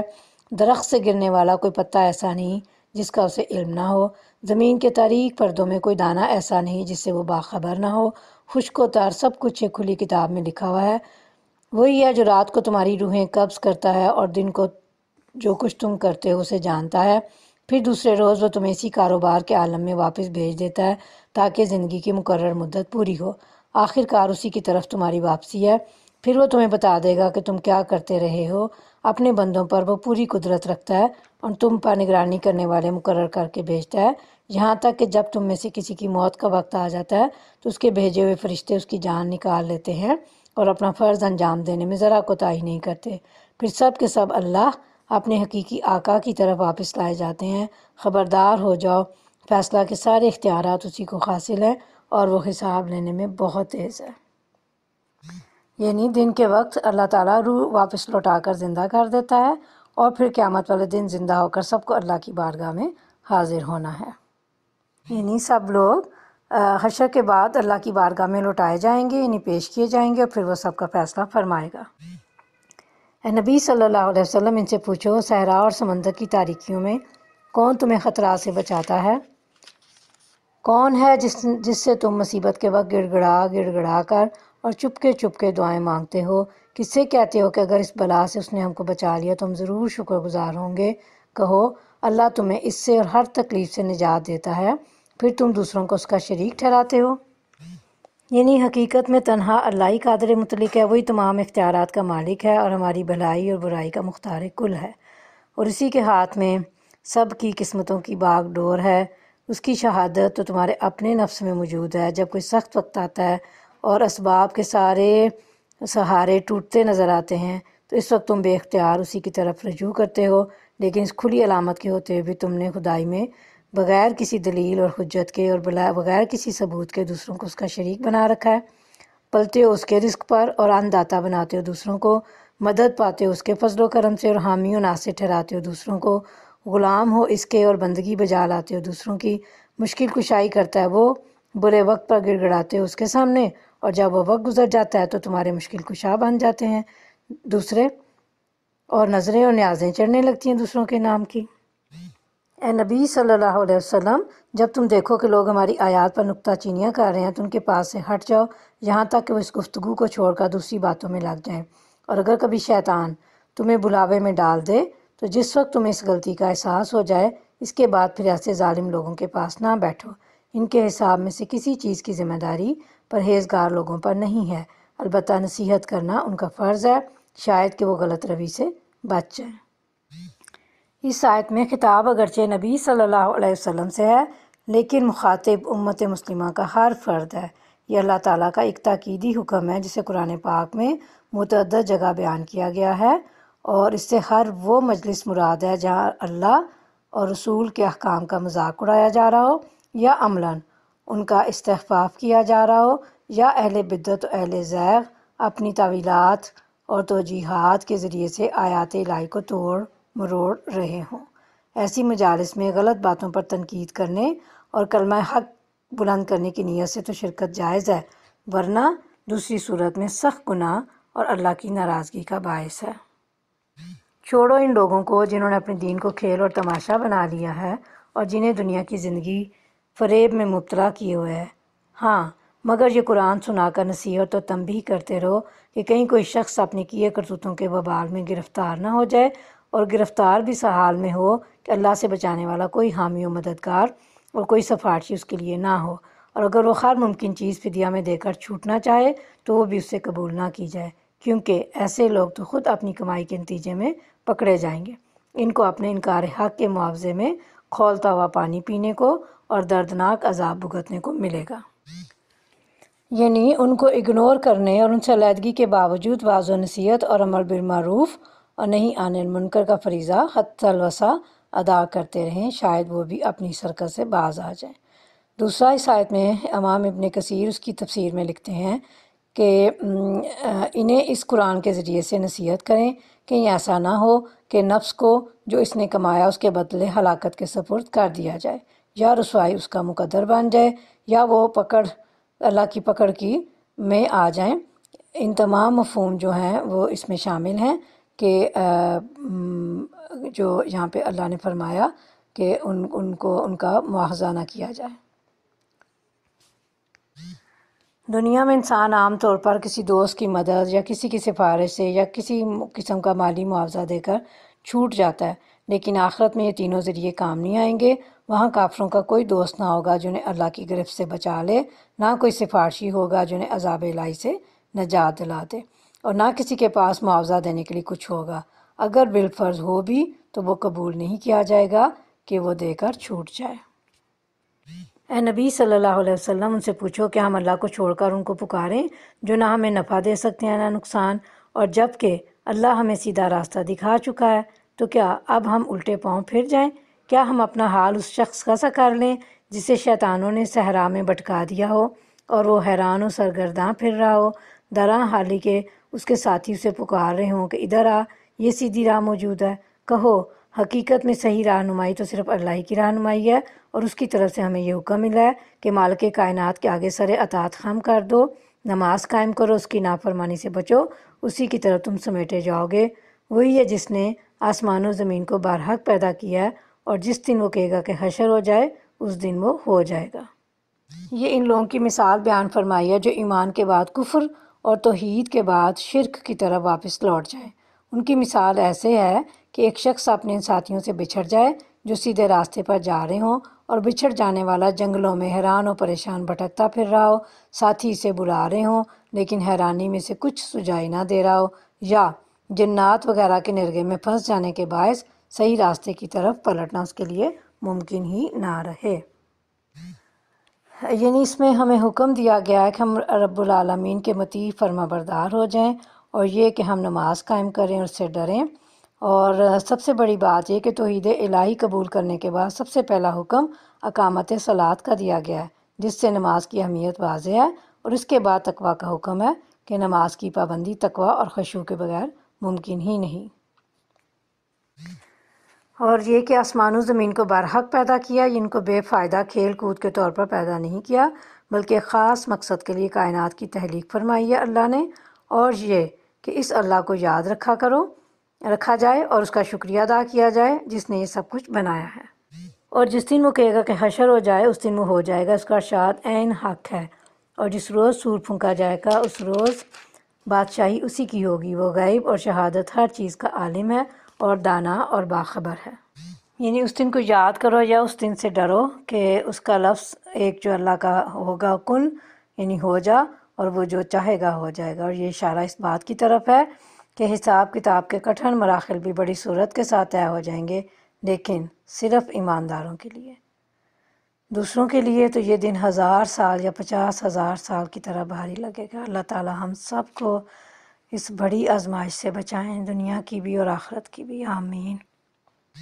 سور سے مراد وہ بگل ہے یا وہ آواز ہے جس کے متعلق حدیث میں آتا ہے کہ اسرافیل اسے منہ میں لیے اور اپنی پیشانی جھکائے حکم الہی کے منتظر کھڑے ہیں کہ جب انہیں کہا جائے تو اس میں پھونک مار دیں۔ ابراہیم علیہ السلام کا واقعہ یاد کرو جب کہ اس نے اپنے باپ آزر سے کہا تھا،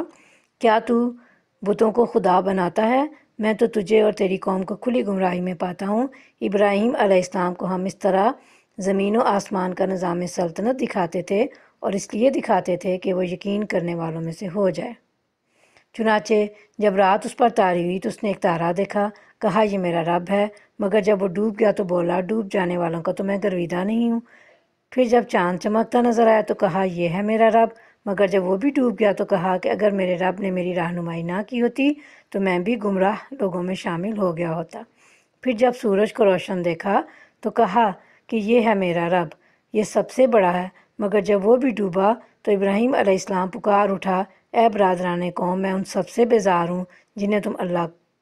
کا شریک ٹھہراتے ہو۔ حضرت ابراہیم علیہ السلام کے باپ کا نام جو قرآن پاک میں ذکر ہوا ہے وہ آزر ہے۔ اب حضرت ابراہیم علیہ السلام کے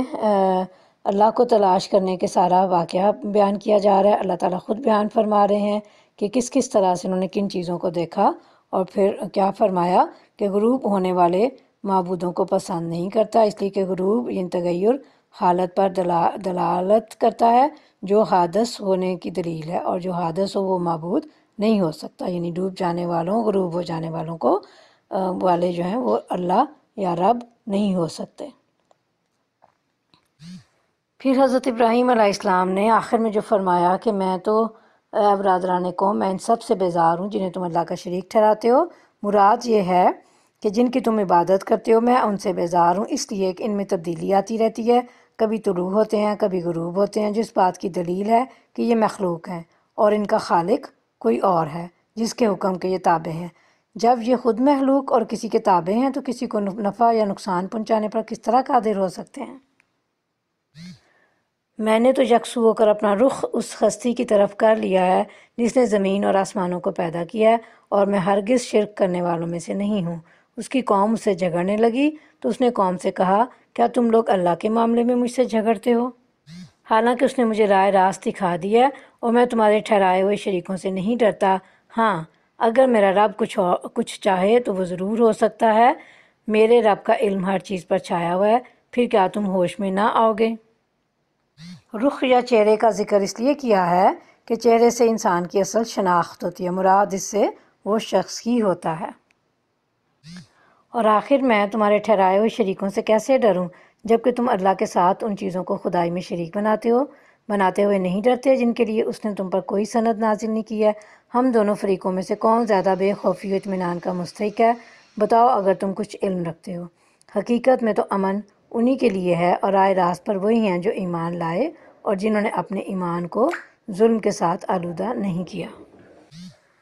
یہاں اس آیت میں ظلم سے مراد شرک ہے۔ حدیث میں آتا ہے کہ جب یہ آیت نازل ہوئی تو صحابہ رضی اللہ تعالیٰ عنہم اجمعین نے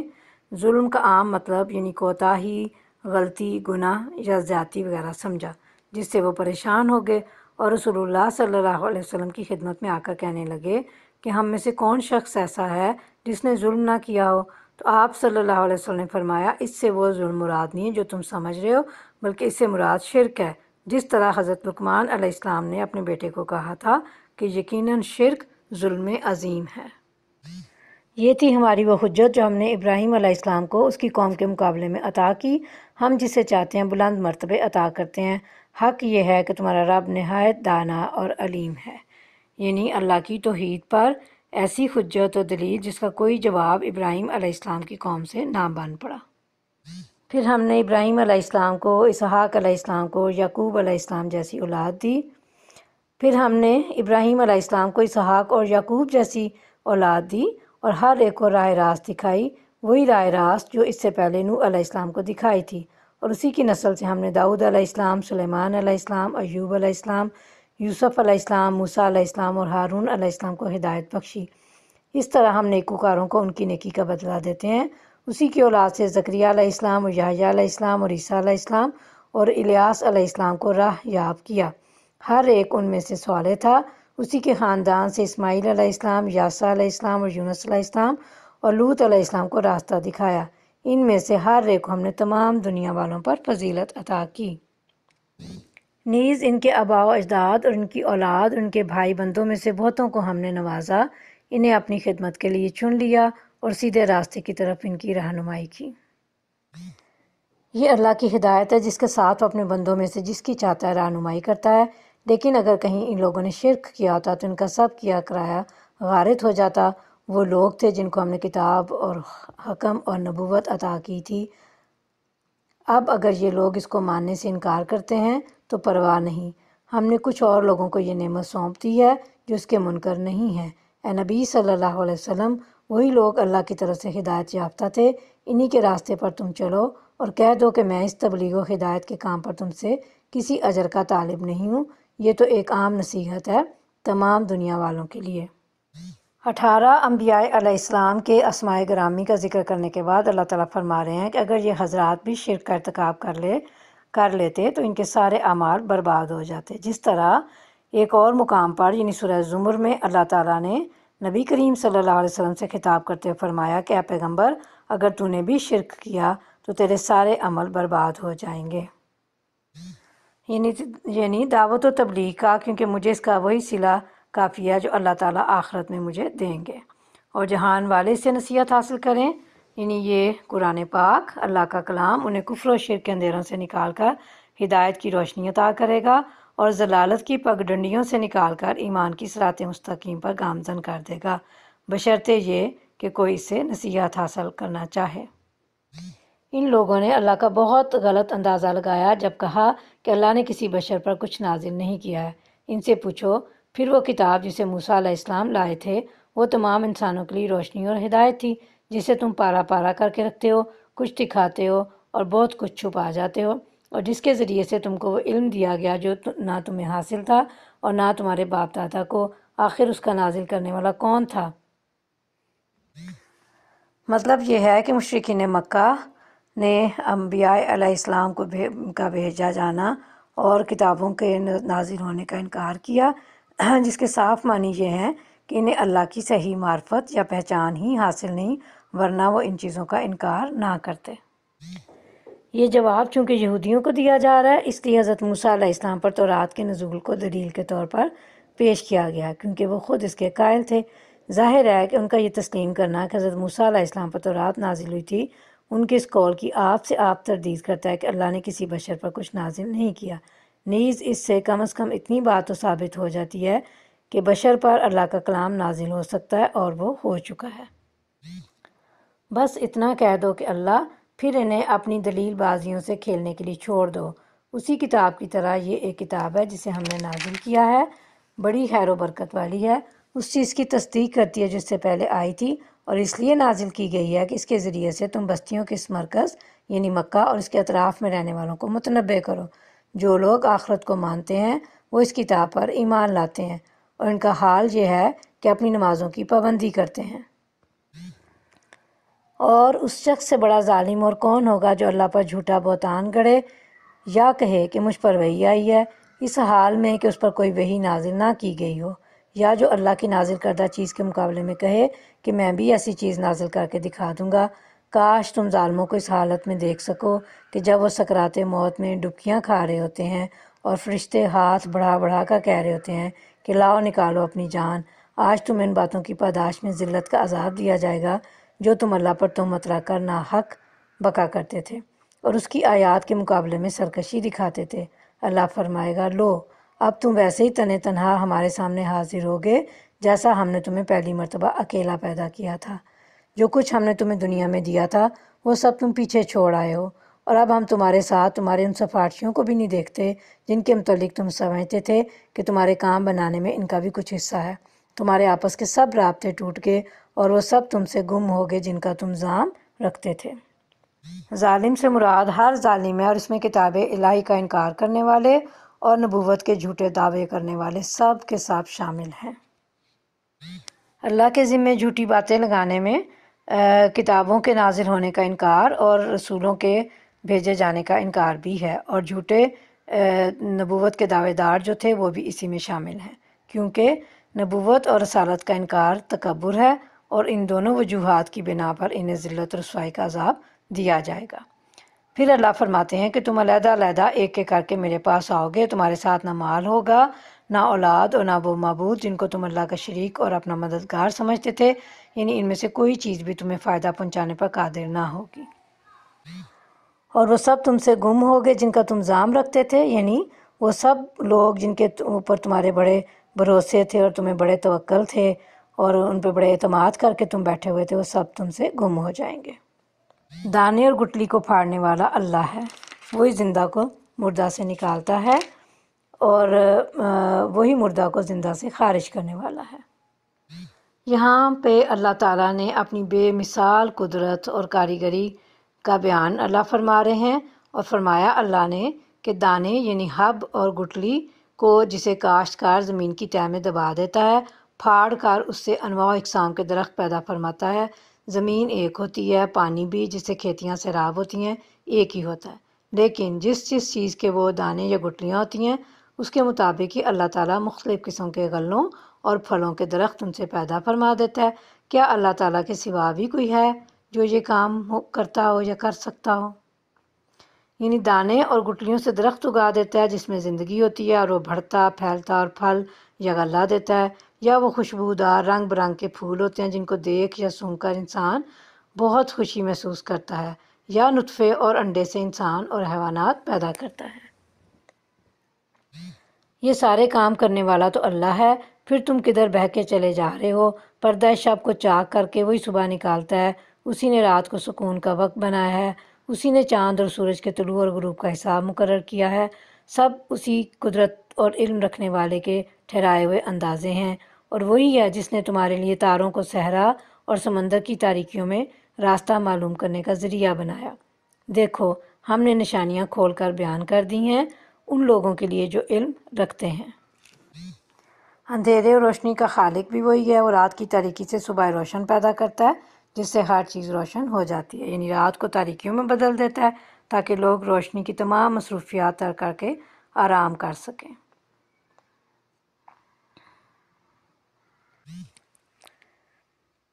اور وہی ہے جس نے ایک جان سے تم کو پیدا کیا، پھر ہر ایک کے لیے ایک جائے قرار ہے اور ایک اس کے سونپے جانے کی جگہ۔ یہ نشانیاں ہم نے واضح کر دی ہیں ان لوگوں کے لیے جو سمجھ بوجھ رکھتے ہیں۔ اور وہی ہے جس نے آسمان سے پانی برسایا، پھر اس کے ذریعہ سے ہر قسم کی نباتات اگائی، پھر اس سے ہرے بھرے کھیت اور درخت پیدا کیے، پھر ان سے تہ بر تہ چڑھے ہوئے دانے نکالے، اور کھجور کے شگوفوں سے پھلوں کے گچھے پیدا کیے جو بوجھ کے مارے جھکے پڑتے ہیں، اور انگور، زیتون اور انار کے باغ لگائے، جن کے پھل ایک دوسرے سے ملتے جلتے بھی ہیں اور پھر ہر ایک کی خصوصیات جدا جدا بھی ہیں۔ یہ درخت جب پھلتے ہیں تو ان میں پھل آنے اور پھر ان کے پکنے کی کیفیت ذرا غور کی نظر سے دیکھو۔ ان چیزوں میں نشانیاں ہیں ان لوگوں کے لیے جو ایمان لاتے ہیں۔ اس پر بھی لوگوں نے جنوں کو اللہ کا شریک ٹھہرا دیا۔ یہاں اللہ رب العالمین اپنی کاریگری یعنی اپنی صنعت کاری کا ذکر فرما رہے ہیں۔ سب سے پہلی جو مثال دی وہ بارش کا پانی ہے، جس سے وہ ہر قسم کے درخت پیدا فرماتے ہیں، اور پھر اس سے شاخیں، کونپلیں ہیں جو زمین میں دبے ہوئے دانے سے اللہ تعالیٰ زمین کے اوپر ظاہر فرماتا ہے، پھر وہ پودا یا درخت نشو و نما پاتا ہے۔ یعنی ان سبز شاخوں سے اوپر تلے اللہ تعالیٰ دانے چڑھے ہوئے نکالتے ہیں، جس طرح گندم اور چاول کی بالیاں ہوتی ہیں۔ مراد یہ سب غلہ جات ہیں، مثلا جو، جوار، باجرہ، مکی، گندم اور چاول وغیرہ۔ یعنی تمام چیزیں جو ہیں ان میں خالق کائنات کے کمال قدرت اور اس کی حکمت اور رحمت کے دلائل موجود ہیں۔ یعنی اللہ رب العالمین جو ان تمام چیزوں کے پیدا کرنے میں واحد ہے، کوئی اس کا شریک نہیں۔ اسی طرح وہ اس لائق ہے کہ اس اکیلے کی عبادت کی جائے، عبادت میں کسی اور کو شریک نہ بنایا جائے، لیکن لوگوں نے اس ذات واحد کو چھوڑ کر جنوں کو اس کا شریک بنا رکھا ہے، حالانکہ وہ خود اللہ کے پیدا کرتے ہیں۔ مشرکین عبادت و بتوں کی یا قبروں میں مدفون اشخاص کی کرتے ہیں، لیکن یہاں کہا گیا ہے کہ انہوں نے جنات کو بھی اللہ کا شریک بنا رکھا ہے۔ بات دراصل یہ ہے کہ جنات سے مراد شیاطین ہے، اور شیاطین کے کہنے سے شرک کیا جاتا ہے، حالانکہ وہ ان کا خالق ہے، اور بے جانے بوجھے اس کے لیے بیٹے اور بیٹیاں تصنیف کر دیں،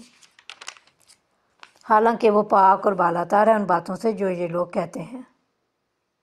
وہ تو آسمانوں اور زمین کا موجد ہے، اس کا کوئی بیٹا کیسے ہو سکتا ہے جبکہ کوئی اس کی شریک زندگی ہی نہیں ہے۔ اس نے ہر چیز کو پیدا کیا اور ہر چیز کا علم رکھتا ہے۔ یہ ہے اللہ تمہارا رب، کوئی خدا اس کے سوا نہیں ہے، ہر چیز کا خالق، لہٰذا تم اسی کی بندگی کرو، اور وہ ہر چیز کا کفیل ہے۔ نگاہیں اس کو نہیں پا سکتیں اور وہ نگاہوں کو پا لیتا ہے، وہ نہایت باریک بین اور باخبر ہے۔ دیکھو تمہارے پاس تمہارے رب کی طرف سے بصیرت کی روشنیاں آ گئی ہیں، اب جو بینائی سے کام لے گا اپنا ہی بھلا کرے گا، اور جو اندھا بنے گا خود نقصان اٹھائے گا، میں تم پر کوئی پاسبان نہیں ہوں۔ بصائر جو ہے وہ بصیرہ کی جمع ہے، دراصل دل کی روشنی کا نام ہے یہ۔ یہاں مراد وہ تمام دلائل ہیں جو قرآن پاک میں جگہ جگہ اور بار بار بیان کیے گئے ہیں، اور جسے نبی کریم صلی اللہ علیہ وسلم نے بھی احادیث میں بیان فرمایا۔ جو ان دلائل کو دیکھ کر، جو ان نشانیوں کو دیکھ کر ہدایت کا راستہ اپنا لے گا، اس میں اسی کا فائدہ ہے، اور جو نہیں اپنائے گا تو اسی کا نقصان ہے۔ یعنی نبی کریم صلی اللہ علیہ وسلم صرف ایک مبلغ ہیں، داعی ہیں اور بشیر اور نذیر ہیں، یعنی خوشخبریاں دینے والے اور نافرمانیوں پر ڈرانے والے ہیں۔ راہ دکھلانا وہ فرماتے ہیں کہ میرا کام ہے، راہ پر چلا دینا اللہ کے اختیار میں ہے۔ اسی طرح ہم اپنی آیات کو بار بار مختلف طریقوں سے بیان کرتے ہیں، اور اس لیے کرتے ہیں کہ یہ لوگ کہیں تم کسی سے پڑھ آئے ہو، اور جو لوگ علم رکھتے ہیں ان پر ہم حقیقت کو روشن کر دیں۔ اے نبی صلی اللہ علیہ وسلم، اس وحی کی پیروی کیے جاؤ جو تم پر تمہارے رب کی طرف سے نازل ہوئی ہے، کیونکہ اس ایک رب کے سوا کوئی اور خدا نہیں ہے، اور ان مشرکین کے پیچھے نہ پڑو۔ اگر اللہ کی مشیت ہوتی تو وہ خود ایسا بندوبست کر سکتا تھا کہ یہ لوگ شرک نہ کرتے۔ تم کو ہم نے ان پر پاسبان مقرر نہیں کیا ہے، اور نہ تم ان پر حوالہ دار ہو۔ اور اے مسلمانوں، یہ لوگ اللہ کے سوا جن کو پکارتے ہیں انہیں گالیاں نہ دو، کہیں ایسا نہ ہو کہ شرک سے آگے بڑھ کر جہالت کی بنا پر اللہ کو گالیاں دینے لگیں۔ ہم نے تو اسی طرح ہر گروہ کے لیے اس کے عمل کو خوشنما بنا دیا ہے، پھر انہیں اپنے رب کی طرف پلٹ کر آنا ہے، اس وقت وہ انہیں بتا دے گا کہ وہ کیا کرتے رہے ہیں۔ یہ لوگ کڑی کڑی قسمیں کھا کھا کر کہتے ہیں کہ اگر کوئی نشانی یعنی معجزہ ہمارے سامنے آ جائے تو ہم اس پر ایمان لے آئیں گے۔ اے نبی صلی اللہ علیہ وسلم، ان سے کہو کہ نشانیاں تو اللہ کے اختیار میں ہیں، اور تمہیں کیسے سمجھایا جائے کہ اگر نشانیاں آ بھی جائیں تو یہ ایمان لانے والے نہیں۔ ہم اسی طرح ان کے دلوں اور نگاہوں کو پھیر رہے ہیں جس طرح یہ پہلی مرتبہ اس کتاب پر ایمان نہیں لائے تھے، ہم انہیں ان کی سرکشی ہی میں بھٹکنے کے لیے چھوڑے دیتے ہیں۔ الحمدللہ رب العالمین، وما علینا الا البلاغ المبین۔ ہمارا پارہ نمبر 7 آج مکمل ہو گیا۔ اللہ تعالیٰ قبول فرمائیں، اور اللہ ہمارے سب کی تمام دعاؤں کو قبول فرمائیں جو ہماری زبانوں پہ ہوتی ہیں اور جو ہمارے دلوں میں ہیں، اور اللہ تعالی ہم سب مسلمانوں کے ساتھ بہترین معاملہ دنیا اور آخرت میں فرمائے، آمین ثم آمین۔